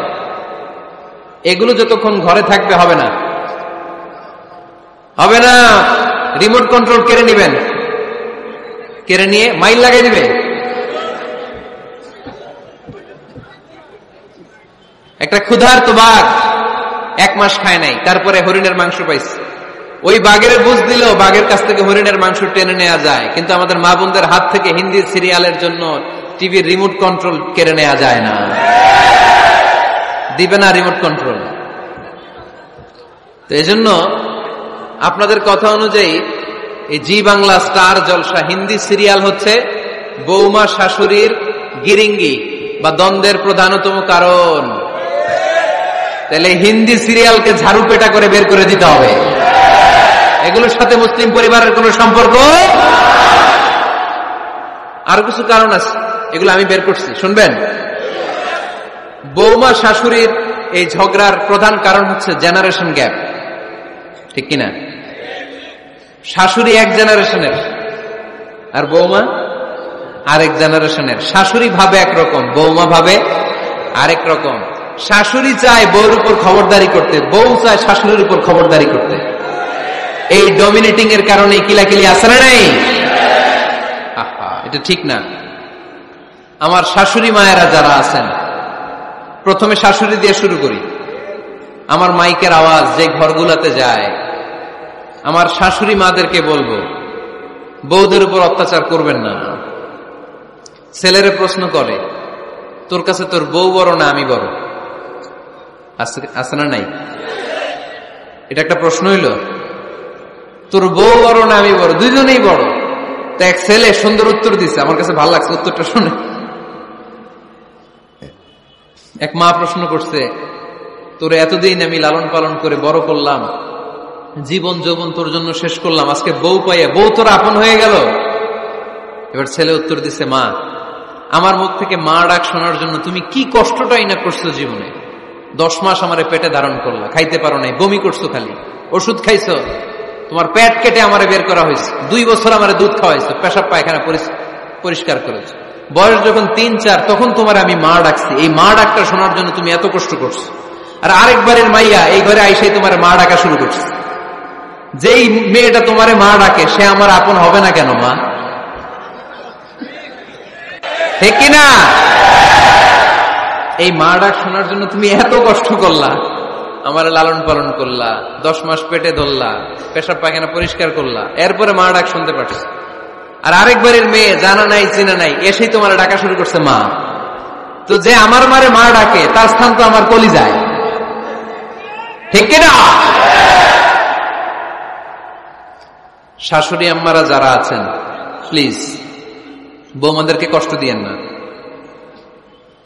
অনেক শাশুড়ি আছে পান থেকে চুন খসলে রেগে যায়, পদে পদে স্ত্রীর ভুল ধরে, বউয়ের ভুল ধরে, আছে না নাই?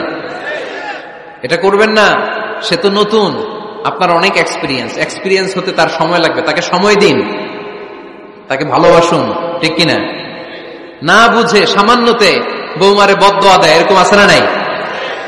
কিন্তু বুঝতে চায় না, বৌমারে যদি বদদোয়া দেয় তাহলে তার নিজ ছেলের পরিবারের ক্ষতি। পেটে ধরা যে ছেলে, ছেলের পরিবারের কিন্তু ক্ষতি, তার আপন নাতি নাতনিদেরই ক্ষতি। আওয়াজ করে বলেন ঠিক কিনা? বৌমাকে বদদোয়া দিয়েন না। বৌমাকে নিজের মেয়ের মতো দেখবেন। সমাধান আমি দিচ্ছি। কেমন দেখতে হবে? নিজের মেয়ের মতো। নিজের মেয়ে সকালে ঘুম থেকে ওঠে 11টা, এটা সমস্যা নাই। বৌমা কেন উঠলো না, ওইখানেই ঝামেলা আছে না নাই? মেহেরবানি করে আপনার বৌমাকে আপনার নিজের মেয়ের মতো দেখেন। নিজের মেয়ের যেমনি আদর করেন তাকেও অমনি আদর করেন। আপনার বৌমারে যদি আপনি কষ্ট দেন, মনে রাখবেন আপনার নিজের মেয়েটাও আরেকবারের বউ হয়ে কয়েকদিন পরে যাবে। আপনি যা যা করবেন আপনার মেয়েকেও তারা ওই রকম কষ্ট দিয়ে বাড়িতে ফিরিয়ে দিবে। চিল্লায় বলেন ঠিক কিনা? খবরদার, টিট ফর ট্যাট। ইট্টি মারলে পাটকেলটি খেতে হয়। এজন্য শাশুড়ি আম্মা জানারা যারা আছেন, বৌমার সাথে খারাপ আচরণ করবেন না মেহেরবানি করে। তাকে আপনি কষ্ট দিলে আপনার নিজের মেয়েটাও আরেক বাড়ির বৌমা হবে, সেও ওই বাড়িতে এই কষ্টগুলো ভোগ করবে। এগুলো যখন আপনি শুনবেন তখন আপনার চোখ দিয়ে পানি পড়বে কি পড়বে না? পড়বে। এবার আসেন বৌমার কথা বলি। বৌমা যারা আছেন মেহেরবানি করে, বৌমা যারা আছেন মেহেরবানি করে আপনার শাশুড়ি আম্মাকে নিজের মায়ের জায়গায় রাখবেন। আপনার বাড়ি ছেড়ে নতুন বাড়িতে আসছেন, তো এটাই তো আপনার বাড়ি। আপনার মা রেখে দিয়ে নতুন মা পাইছেন, এটাই তো আপনার মা। তো ওনাকে মায়ের জায়গায় বসাতে আপনার সমস্যাটা কোথায়? বৌমারা খেয়াল রাখবেন, আপনি আপনার শাশুড়ির সাথে যে আচরণটা করতেছেন, আপনার শেষ বয়সে আপনার ছেলের বিয়ে দেওয়ার পরে যে বৌমাটা আসবে, ওই আচরণই আপনাকে ফিরিয়ে দিবে। The nature has its own return.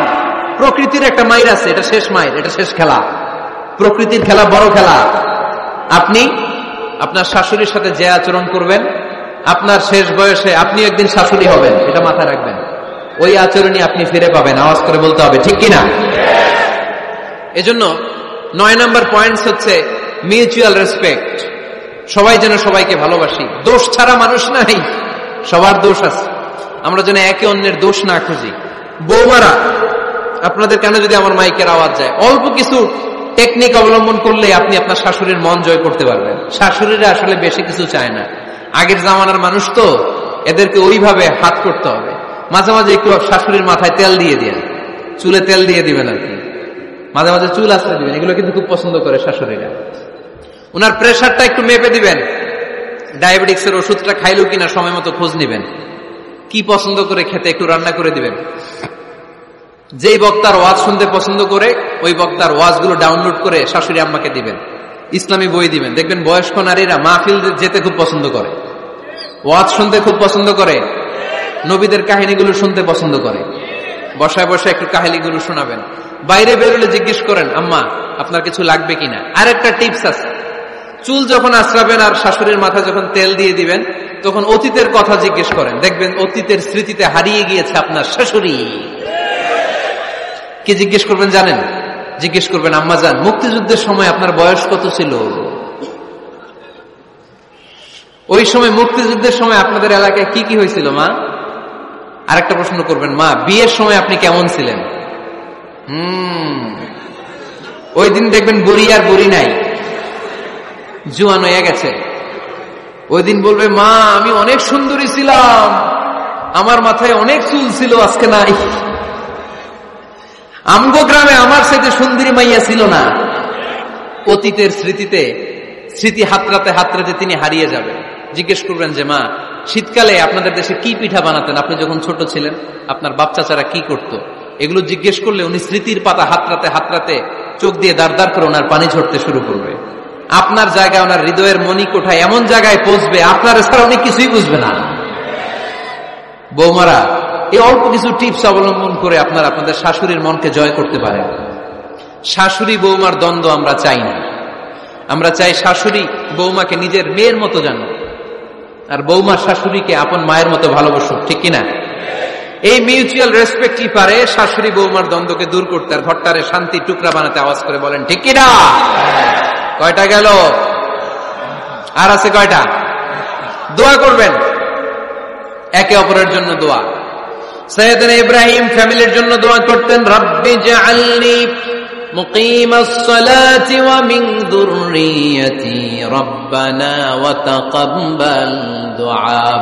ও আল্লাহ, আপনি আমারে নামাজ কায়েমকারী বানান, আমার কলিজার টুকরা সন্তান ইসমাইলকেও নামাজ কায়েমকারী বানান। আমার দোয়াটা আপনার দরবারে আপনি কবুল করে নেন। সুবহানাল্লাহ পড়েন। রব্বানা ইন্নী আসকানতু মিন যুররিয়াতি বিওয়াদিন গায়রি যী যারইন ইনদা বাইতিকাল মুহাররাম। ও আল্লাহ, আমার সন্তান সন্ততি, আমার ফ্যামিলিকে ধুধু মরুপ্রান্তর এই উপত্যকার মধ্যে তোমার কাবা ঘরের সামনে রেখে গেলাম, তাদেরকে তুমি নামাজ কায়েমকারী বানিয়ে দিও। গোটা বিশ্বের সব মানুষের অন্তর আমার ফ্যামিলির দিকে আল্লাহ তুমি ঝুঁকিয়ে দিও। ওয়ারযুকহুম মিনাস সামারাত, ফলমূল দিয়ে আল্লাহ তুমি তাদেরকে রিজিকের ব্যবস্থা করে দিও। তার মানে সব নবীরা তাদের পরিবারের সদস্যদের জন্য দোয়া করতেন কি করতেন না? আবার কোরআন আমাদেরকে শিখালো, রব্বানা হাব লানা মিন আজওয়াজিনা ওয়া মিন যুররিয়াতিনা কুররাতা আ'য়ুন ওয়াজআলনা লিল মুত্তাকিনা ইমামা। ও আল্লাহ, এমন নেককার সন্তান, এমন নেককার স্ত্রী আপনি আমাকে দান করেন যাদের দিকে তাকালে আমার চোখ দুইটা ঠান্ডা হয়ে যায়। চক্ষু শীতলকারী স্ত্রী দেন। বিয়ে যাদের হয় নাই, ইয়াং ছেলেরা এই দোয়াটা করবা। বিয়ের জন্য দোয়ার দরকার আছে না নাই? প্রতিদিন এই দোয়া করবা, আল্লাহ এমন স্ত্রী দেন, এমন জীবন সঙ্গিনী আপনি আমাকে দেন, এমন লাইফ পার্টনার দেন যার দিকে তাকালে আমার চোখ জুড়িয়ে যায়। এমন সন্তান আল্লাহ আপনি আমার ফ্যামিলিতে দেন যাদের দিকে তাকালে আমার চোখ দুইটা ঠান্ডা হয়ে যায়। নেককার সন্তান, নেককার স্ত্রী আল্লাহর কাছে দোয়া করে চেয়ে নিতে হয়। তাহলে ফ্যামিলি মেম্বার একে অপরের জন্য দোয়ার দরকার আছে না নাই? বাবা দোয়া করবে ছেলের জন্য, ছেলে করবে বাবার জন্য, মা দোয়া করবে মেয়ের জন্য, মেয়ে করবে মায়ের জন্য, ভাই করবে বোনের জন্য, বোন করবে ভাইয়ের জন্য। দোয়ার দরকার আছে না নাই? দোয়া করবেন সবাই সবার জন্য। তাহলে সুখী পরিবারের ফর্মুলা এই আলোচনায় আমরা 10টা পয়েন্ট শুনলাম। কয়টা? ভুলে গেছে। কয়টা? 1 নাম্বার কি ছিল? 1 নাম্বার কি ছিল? সালাম সালাম হাজার সালাম সকল শহীদ স্মরণে আমার হৃদয় রেখে যেতে চাই তাদের স্মৃতির চরণে। পড়েন আমিন। তাহলে ঘরে শান্তি আনার 1 নাম্বার মাধ্যম, আওয়াজ করে উত্তর দিতে হবে। 1 নাম্বার মাধ্যম কি? সালাম দিন, সালামাতে থাকুন। জান্নাতি আমেজ যদি ঘরের মধ্যে পেতে চান, সালাম দিন। সালাম মানে শান্তি। সালাম দেই না, এজন্য ঘরে শান্তিও নাই। 1 নম্বরে সালাম। 2 নম্বরে হচ্ছে মূর্তি টুর্তি ছবি এগুলো টাঙিয়ে রাখা যাবে, হিন্দি সিরিয়াল উলঙ্গ দৃশ্য এগুলো দেখা যাবে, তাহলে ঘরে শান্তি দিবে কে? 3 নম্বর, ঘরে নামাজ পড়তে হবে মাঝে মাঝে। ফরজ নামাজ মসজিদে পড়ে ঘরে এসে সুন্নাহ নফলগুলো, অথবা তাহাজ্জুদের সময় জামাতে নামাজ। The family that prays together stays together. যে ফ্যামিলি একসাথে সালাত পড়ে ওই ফ্যামিলি ভাঙে না। ওই ফ্যামিলির পুরো সদস্যদের মধ্যে শান্তি সম্প্রীতি দিয়ে এই সমৃদ্ধি বাড়িয়ে দেয় কে? 4 নম্বর, একসাথে খাবার খাবেন। 5 নম্বর, একে অপরকে কোরআন তেলাওয়াত করে শোনাবেন। ফজরের পরটা যেন হয় কোরআনের সুমধুর ধ্বনি দিয়ে মুখরিত আমাদের ঘর। স্ত্রীর কোলে মাথা রেখে কোরআন তেলাওয়াত করবেন। মাসে একটা সূরা নির্ধারণ করে মুখস্থ এবং তাদাব্বুরে কোরআন বুঝবার চেষ্টা করবেন। 6 নম্বর, বেড়াতে যাবেন। জাফলং, কক্সবাজার, হাকালুকি, হাওরে যেয়ে হারিয়ে যাবেন সবাই। 7 নম্বরে গুরুত্বপূর্ণ সিদ্ধান্ত নিতে ফ্যামিলি মিটিং করুন। সেক্ষেত্রে স্ত্রী, সন্তান সবার পরামর্শের মতামতের গুরুত্ব দিন। 8 নম্বরে পারিবারিক পাঠাগার গড়ে তুলুন, পড়ার অভ্যেস গড়ে তুলুন, নতুন নতুন বই কিনুন, বই মেলায় যান। সুজানগরে, সিলেটে, মৌলভীবাজারে কোনো বই মেলা হয় কখনো? ওখানে যাবেন, বই কিনেন, বই পড়েন, প্রিয়জনকে বই উপহার দিন। 9 নম্বর, কেউ কারো দোষ খুঁজবেন না। একে অপরের দোষ না খুঁজে একে অপরকে ভালোবাসতে শিখুন। শাশুড়ি বৌমার যে দ্বন্দ্ব আর সংঘাত এগুলোর নিরসন হয়ে যাবে অচিরেই, ঠিক কিনা? 10 নম্বর পয়েন্ট হচ্ছে একে অপরের জন্য দোয়া করুন। সবাই সবার জন্য দোয়া করলে ঘরটারে সমৃদ্ধ করে দিবে কে? এজন্য আল্লাহ বললেন, ইয়া আইয়ুহাল্লাযীনা আমানু কু আনফুসাকুম ওয়া আহলিকুম নারা ওয়াকুদুহান নাসু ওয়াল হিজারা আলাইহা মালাইকাতুন গিলাদুন শিদাদুন লা ইয়াসুনাল্লাহা মা আমারহুম ওয়া ইয়াফআলুনা মা ইউমারুন। সুবহানাল্লাহ পড়েন। ওহে বিশ্বাসীরা, নিজেরাও জাহান্নামের আগুন থেকে বাঁচো, পরিবারকেও জাহান্নামের আগুন থেকে বাঁচাও। আল্লাহ আমাদের নিজেদেরকেও বাঁচাও, পরিবারকেও জাহান্নামের আগুন থেকে বাঁচাও, আমরা পড়ি আমিন। আমাদের ফ্যামিলির সবাই আমরা দুনিয়াতে যেমনি একসাথে, জান্নাতেও যেন একসাথে থাকতে পারে, আল্লাহ তুমি তৌফিক দান করো। সুবহানাকাল্লাহুম্মা বিহামদিকা আশহাদু আল্লা ইলাহা ইল্লা আনতা আস্তাগফিরুকা ওয়া আতুবু ইলাইক। উঠতেছেন কেন?